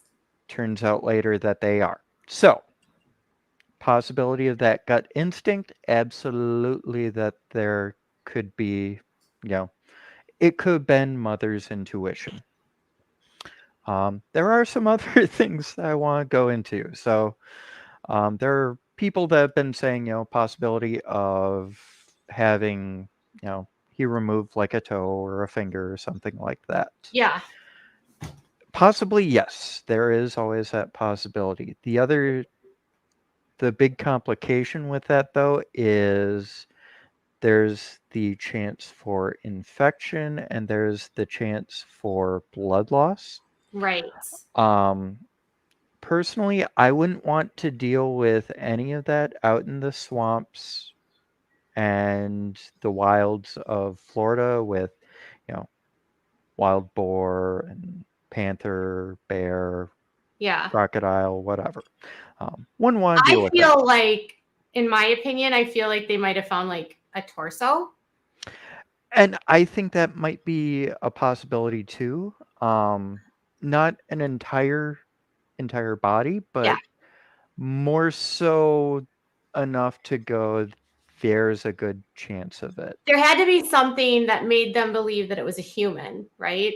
Right. It had to have been like a hand or a foot Right. or And so there's something something distinct, like, big enough. yeah, like so a person's hand, a foot would be distinguishable as being a person. A head would be distinguishable of being a person. A person's rib cage would be distinguishable of being a person. That one might be a little bit more difficult. Would it? There could be a chance that there'd be like a cougar, jaguar or something that could be right around that size. Granted, I'm people. I'm not animals, so I can't say 100% guaranteed. The thing though with like cutting off a limb, and I do know this part based off of my medical training, there had been studies based off of, the last 20 years over in Iraq and Afghanistan. People have been able to save limbs with tourniquets on for 24, 48, 72 hours. If he was able to get to some off chance medical person willing to help him out, okay, sure, I could buy into the fact that he had a finger cut off and, drop that. But I do think that they would not just be holding a press conference for a finger. They want something more substantial, like the torso or, a full leg, something like that. And this is my personal opinion. Yeah. You know, my thoughts on, you know, is this justice no matter which way it goes? Does it really matter? At the end of the day, Gabby is not coming back home to her family. Yeah. They had that empty spot. Guess what's coming up? Thanksgiving and Christmas. Yep. This is going to be hard for them. It is. Assuming that was Brian that was found, it's going to be the same thing for them. Yes. They may not have an answer as to what exactly happened. There's a good chance that could be just that he said, hey, stuff happened. I know other people had said this too, that, you know, stuff happened, we went our separate ways. Yeah. See, all my that my stuff. the, my thought, and I'm sorry to interrupt. Someone said in the It's chat, fine. stop interrupting. It's hard for me sometimes on these live streams to find the right pause to interject. But I was thinking about that. Like, what if he came home and said, we broke up and she wanted to stay? And she was going to finish her trip with someone else she met. Like, what if he had that kind of story? And I mean, the thing about this, so my sister, I'll have to send you her stuff. You'd Yeah. be very interested, very woo, very completely opposite me. She did the van life stuff. She went down to Florida about a year ago, something like that. Stopped at the house on Thanksgiving Day with one guy. About halfway there, he suddenly is out of the picture and they're just apart. Now, he's fine, obviously, from what I understand at least. I've talked to her since and seen her online since. But like stuff like this happens. Plus the fact that, you know, previously I think you had said that one of the prior fights she had gone with her friend. Yeah. He may well have just said to his parents, hey, she went with her friend. Like Rose picked her up. Right, exactly. So, I mean, if I were a parent and I knew this happened in the past, possibility that, hey, that's what happened is went with him. Yeah. Mandy is saying in the chat, by the way, hi, Mandy. He came back with her van. That's where, as a mother, I would be suspicious. This is very true. I just want to answer this question. JP says, I'm confused, KJ. My name is Katie. You posted that he wasn't dead, wasn't in the reserve, and was skilled to be, and was skilled to be caught. Are you changing your stance? So I think this is a hater because they don't like it when I have a different opinion. And I think I am the kind of person that has an opinion and one day, and then sometimes I change my mind. And in the very early days, I thought, based on what I was hearing in the media, that it made sense. Yeah, no, he's not in the reserve. Why are they looking there? This is stupid.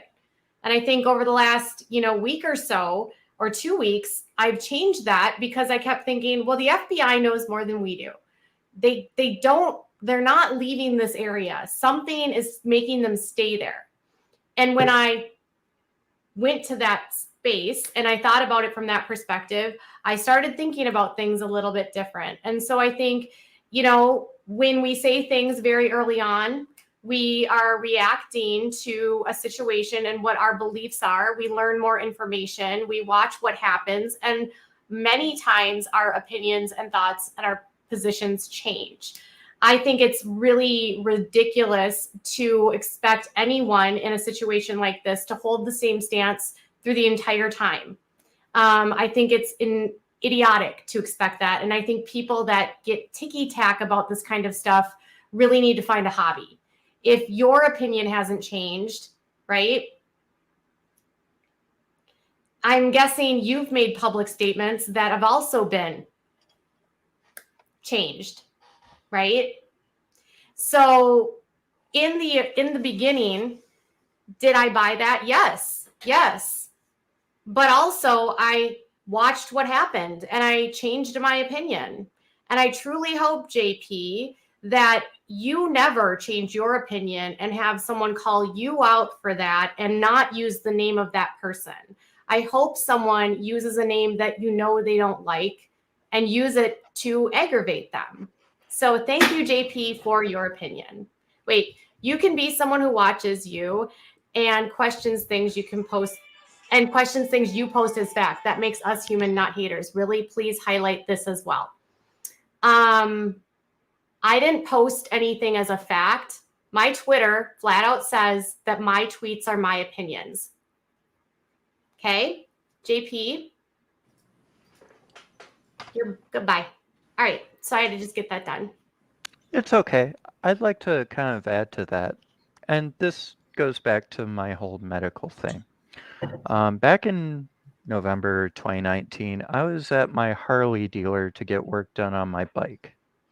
There was another patron in there that was saying that, oh, you guys need to wipe stuff down, all that stuff. I had said,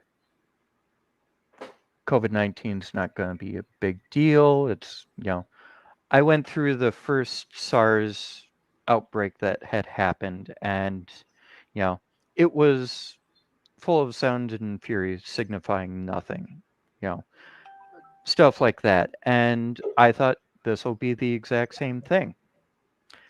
After how many hundreds of people died in just the first couple of weeks, I very, very quickly changed my tune, especially when I had to do CPR on people in gown, N95 mask, face shield, gloves, all this stuff that I hadn't had to do.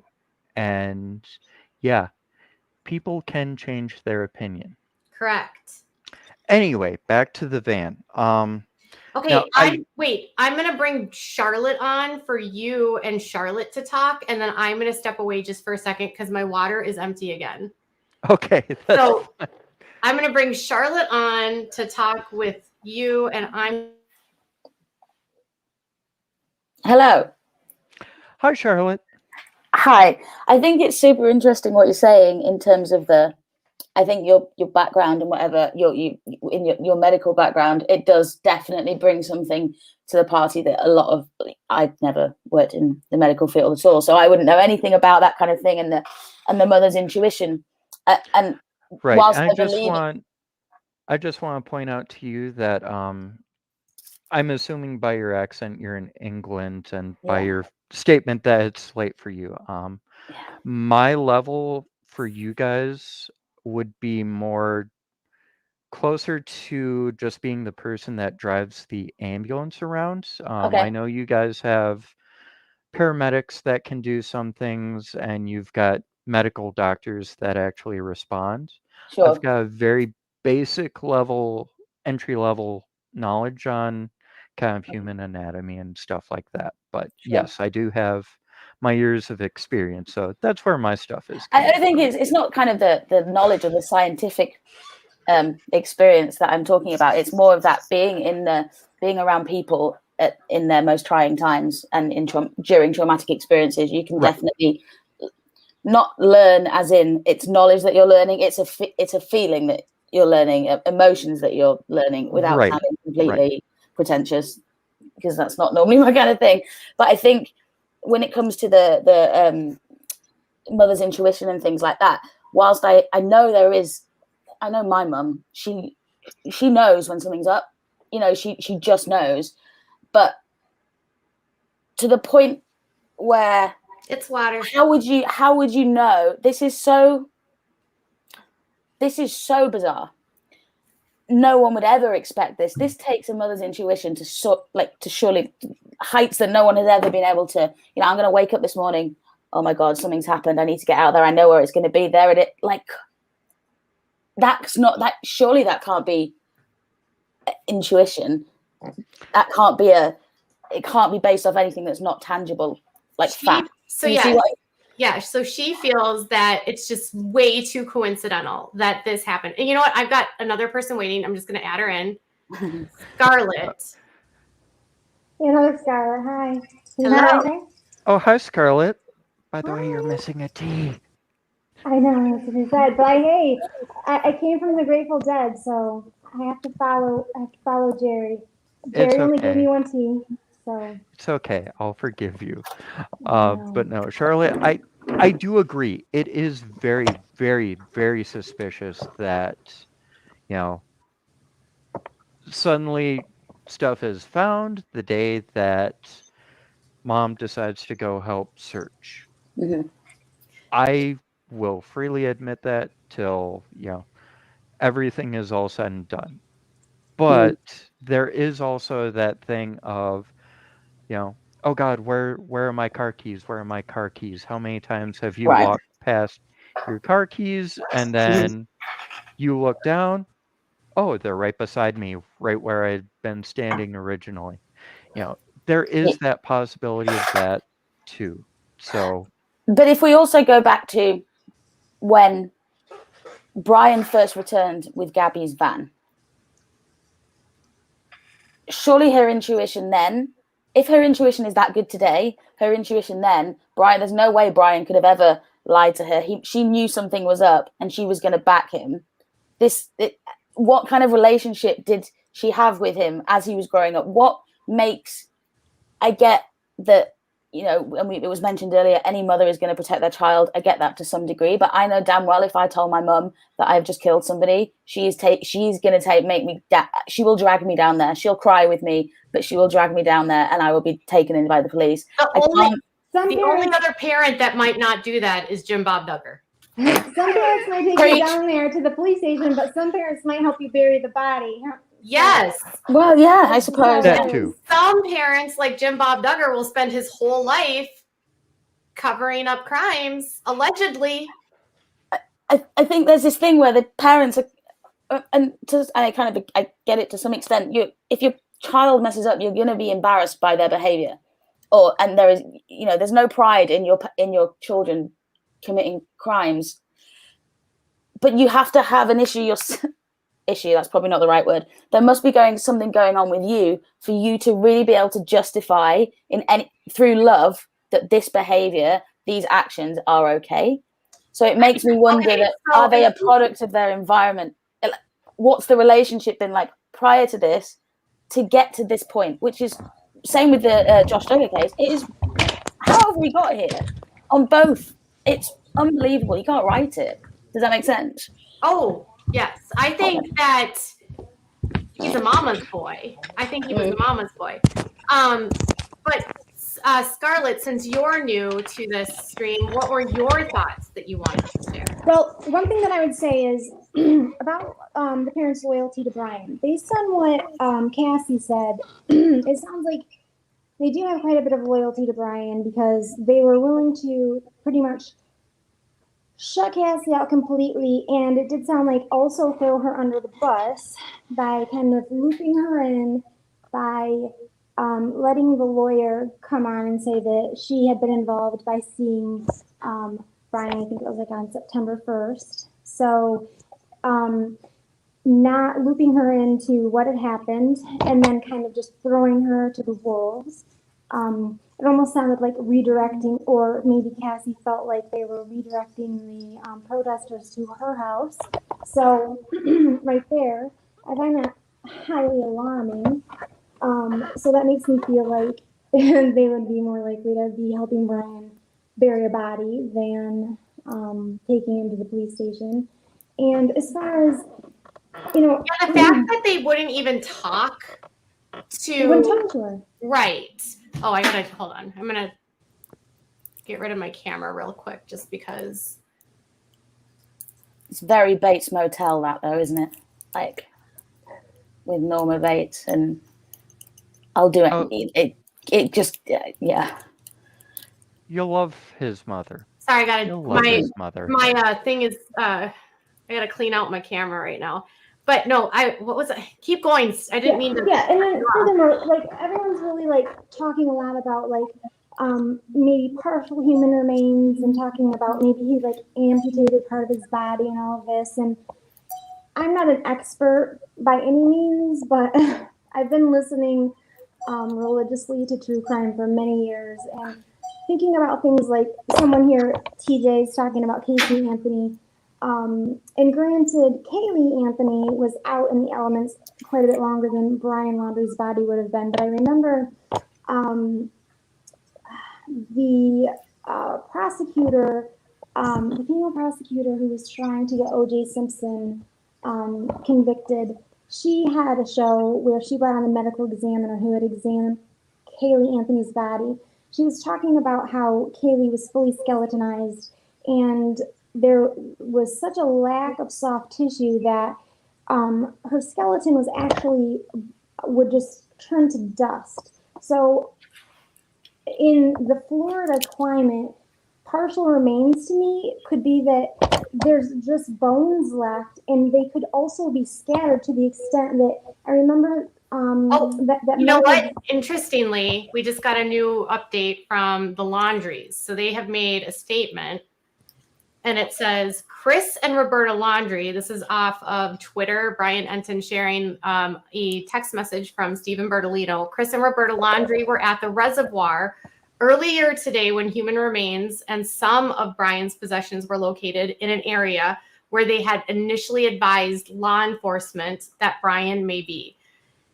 Chris and Roberta will wait for the forensic identification of the human remains before making any additional comments. So it seems like they believe they're human remains and that they're going to need forensic identification, which could be if they find teeth. I don't know. There's other markers they can use. So I guess in my mind, when I hear partial human remains, what I am envisioning or is probably scattered pieces of human remains. There's probably been animal activity. It's probably a lot of bones. It's probably been spread out. You know, it could be a fairly large area. I'm not talking like maybe over an acre, but I wouldn't expect it to be in a very small confined area. So in my mind, you know, I think it's far-fetched to think that he would cut off a body part. I think it'd be far-fetched to think that. I think we're giving them too much credit, maybe, to think of what, you know, that he is still alive at this point. If his belongings were found there and human remains were found there, I really believe that he's dead and those are his human remains. So that's, I guess, the way that is what I wanted to say mainly is that I don't think there's much hope that it's anyone else but him. No. Got it. Yeah. So thank you. Yeah, thank you. Okay, I'm gonna take you guys out for a second, Scarlett and Okie dokie. Charlotte. Thank you so much. You're welcome. I've got Tiffany, and hold on, I gotta start my camera again, and as I've got Jasmine. Hi. Hi. How are you? I'm good. I'm following this case very closely. Well, what are your thoughts? So before we do that, I want to do one thing. Let's bring up this tweet so we can talk about this just for a second. So it says again, Stephen Bertolino, Chris and Roberta Laundrie were at the reserve earlier today when human remains and some of Brian's possessions were located in an area where they had initially advised. This makes me feel like they are frustrated that it took them this long to tell them. Like, we knew that this is where he was. We told you this is where he was. That's my take on that. That's where he may be. Chris and Roberta will wait for the identification of the human remains before making any additional comments. Yeah, I feel like that they are now shifting blame. I feel like they're trying to point the finger at the police and the FBI and say, "Oh, we told you he was there, and you guys just didn't look." And Catherine says, but it was underwater. So how do you look when it's underwater? This is a good point. Okay. They also waited 3 to 4 days before they reported him missing. So yeah, that's the part that I still don't understand. So I mean, I'm just saying, how do you forget the day that your son goes missing? I have 2 kids. I'm telling you, if one of my kids disappeared, girl, I'm not waiting 3 or 4 days before I tell the police where I think he might be. Yeah, for sure. So tell me, what are your thoughts? The optimist in me wants to believe that it's not him because Yes. I really want him to be caught and I really want there to be justice. Like, not in the terms of I think he's going to spill all those beans anyway, but just I feel like Gabby's father, it would feel really good for him to have Brian caught. But yes, the true crime believer in me thinks that it's him and he's dead because he's Mr. I think I'm survivalist man, but probably doesn't actually have actual survival skills to last in a swamp. And wouldn't that be the ironic part? I really do think it would be irony. And I think that his parents knew he was there the whole time. And I don't think they were lying about where he was. I just think that they were evading this subject for a really long time in hopes that maybe he could escape. And maybe he had the skills to make it. Yeah. Why are you waiting while all of there's... And my other question was, when all of this was going on, their lawyer was putting out statements speaking for Brian. We were allowing the attorney to make statements as though Brian was in their house. Yep.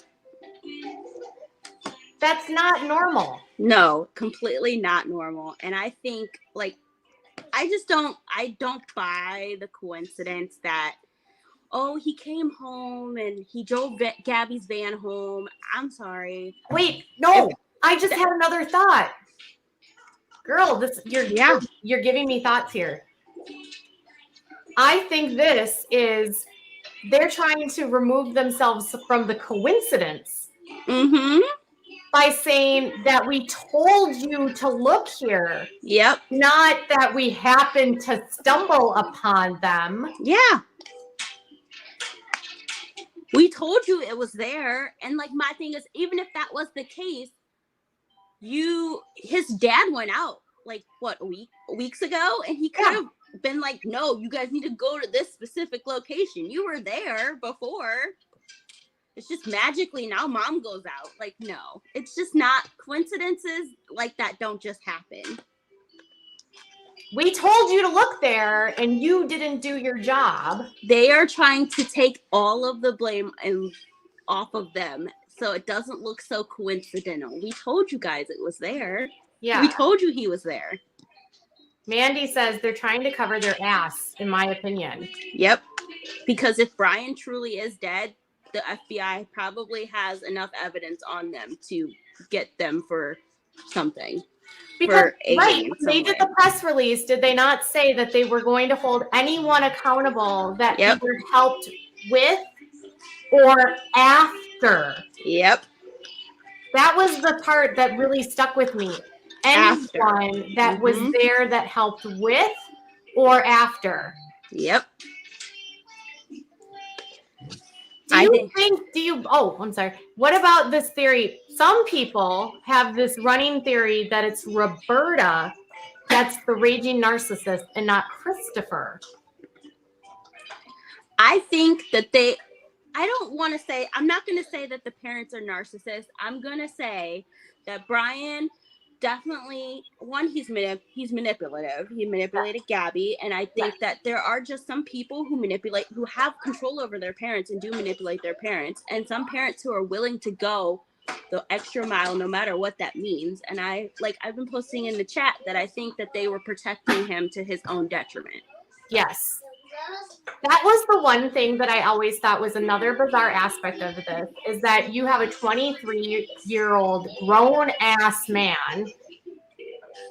and unless your child has special needs and has a disability, your 23-year-old grown-ass man was able and capable of going across the country for months away from you at a time and survived without you. But suddenly he comes home after his fiance was... He's not with his fiance, and then suddenly now the 23-year-old grown-ass man can't do anything unless you talk to mommy and daddy first. Yeah. And I just don't buy the story that he came home and said they had a fight, because I'm sorry, he comes home with her van, they had a fight, and you just left her. You took her stuff and you left her. And then someone just said copyright violation with the music. Oh.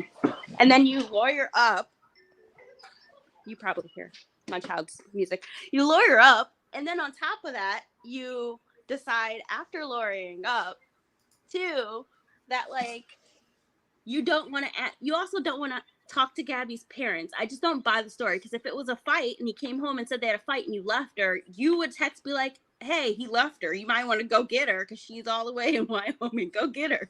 Yeah. I just don't buy it. I think he came home and spilt all the beans, and they were like, "Well, we got to figure this out. We got to figure out how we're gonna protect you," because he was like, "I'm going on the run," and they're like, "Okay, we're gonna figure this plan out." Ooh, Jeremy said, it feels like the FBI were hanging a charge over their heads and surprise, search here. I mean, it's possible too. We don't know what the FBI is telling them. We don't. Y'all have some great theories. I'm loving this. All right. Well, thank you for your insight, Jasmine. Oh, no problem. I'm glued to this story. I am too, and I enjoy these live streams where we can get other people to come on and share their opinions. So appreciate you coming on. No problem. Bye. Bye. Okay, so Tanya says it's just too convenient that the parents who haven't cooperated at all suddenly decide to go on the Brian hunt and voila, we found something. BS. Eptour says he did spill the beans to his parents. Yes. Brenda says you're doing a wonderful job, and of course everyone can and do change their minds about things. I would hope so. I think if you're on this channel, you guys know that we don't live in a black and white world. It's impossible when we try to hold people accountable to, you felt like that a year ago. Because then does it allow someone to grow, change, and develop their opinion, thoughts, and feelings? Putting something out online, especially in a developing story like this, you have thoughts in the beginning, and as things develop and you learn more, your opinions change. So I think every person, whoever you are, probably had very different opinions on the way this started versus how we got to today. And I'm still don't know what to think about any of this. I think a lot of the insight that so many of you guys have provided has even made me think about things incredibly different. Like, I wasn't thinking about things like with Roberta. I wasn't thinking about if there was, you know, what the parents were doing. And, you know, I think if you can't evaluate both sides of the story, you're going to end up in an echo chamber. So if you can't at least say, well, what if the parents didn't know anything? Let's play devil's advocate. What if he lied? But then you have to say, well, that's still weird. That doesn't make any sense to me.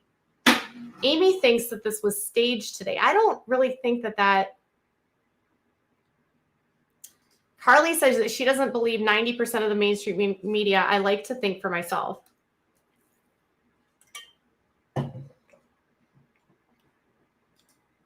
We're not God. We're not psychic. If they are, haha, the person was just being a jerk.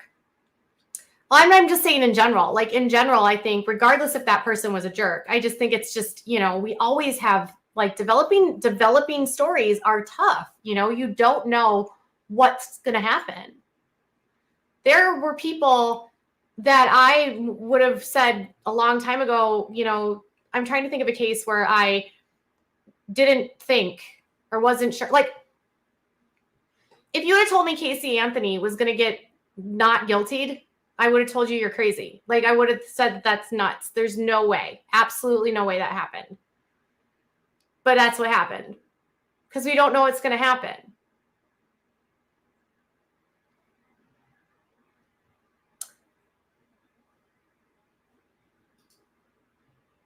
Police don't even know or understand some cases. Yeah, they don't. I mean, I think most of us could say that it was odd, right? It was odd. It was odd. Sarah says she doesn't feel like he was in the reserve the whole time. I just, you know,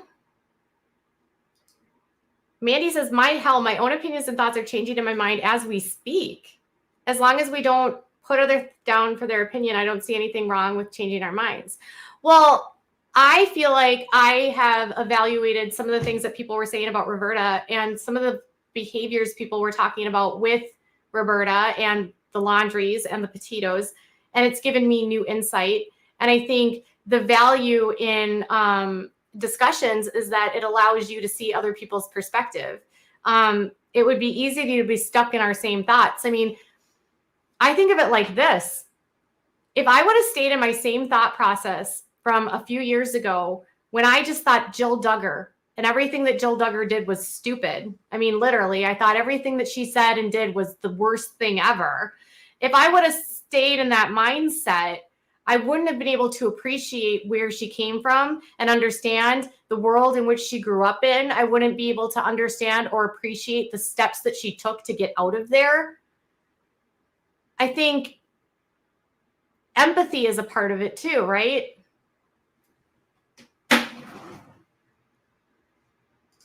Hannah says, the L's behavior just has been so odd the whole time. It has.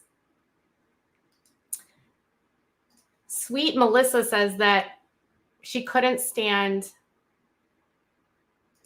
Yeah, none of us believed that he was in the reserve. In the very early stages, I was like, they're lying. There's no way that they don't know this. And I think sometimes we want to believe that there's a villain maybe that isn't there, right? Or maybe we just don't know what they do know. Maybe we don't know why they made those decisions. One question that has come up for me a lot, and this is just my question is, what was the relationship like between the Petitos and the Laundries before this? Was there a contentious relationship to begin with where that they wouldn't have returned calls regardless? Did they have an amiable relationship? Did they have, were they friendly with each other? Was it abnormal for her to act like this? That's like what we don't know. And I don't know what the relationship was like with Gabby and the Laundries in the end of their relationship as well. And interpersonal relationships can also affect, I think, how we interact with one another. And I'm not excusing how they behaved. I just don't know what their relationship was like. And maybe they didn't feel like they wanted to talk to them. I don't know. Maybe they were scared to talk to them. Maybe they didn't know what to say to them. I don't know. I don't agree with how they handled it at all. That I can, April says that's what I wonder too.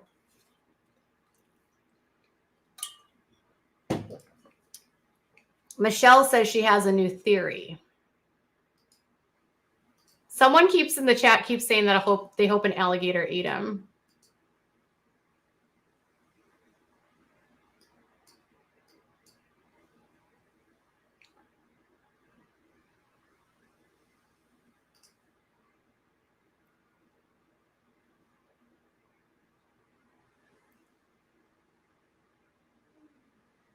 Ginny says maybe if the parents hadn't protected him so much, maybe he would be alive. This is true. And this is all speculation, obviously. We're only going off what we're told, and this is just an open conversation about what what people's thoughts and feelings are about what they're learning.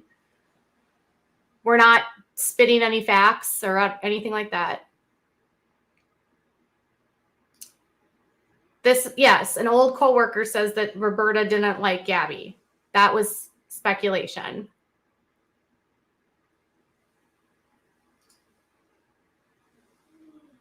Yes, it's speculation. We don't know anything. Yes, correct. We are speculating. Thank you. That's amazing.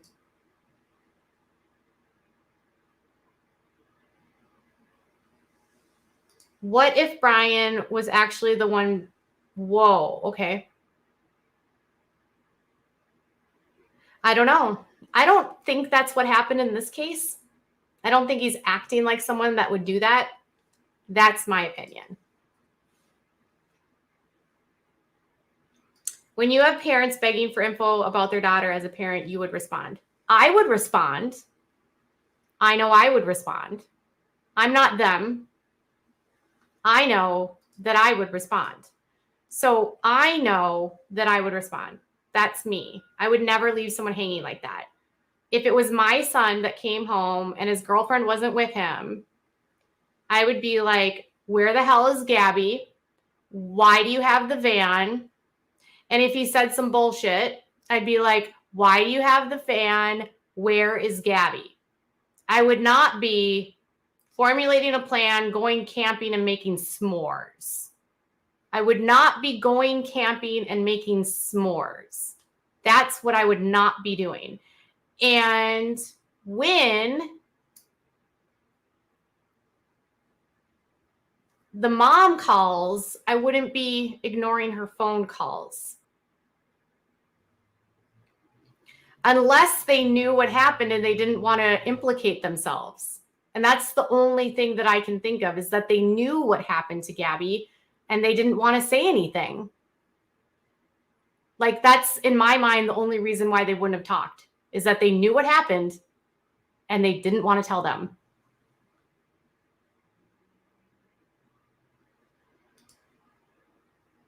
So if they knew what happened and they didn't want to talk about it, then they wouldn't answer questions, right? That's my only logical thought process here. Okay, we've got Michelle. The doors are closing. Okay. Oh, she's on the bus. Hello. We can hear you. Oh, she's gone. Michelle says, if it were my son came home with in alone in his girlfriend's band, I would have let her family know immediately, even if I didn't like them. Same here.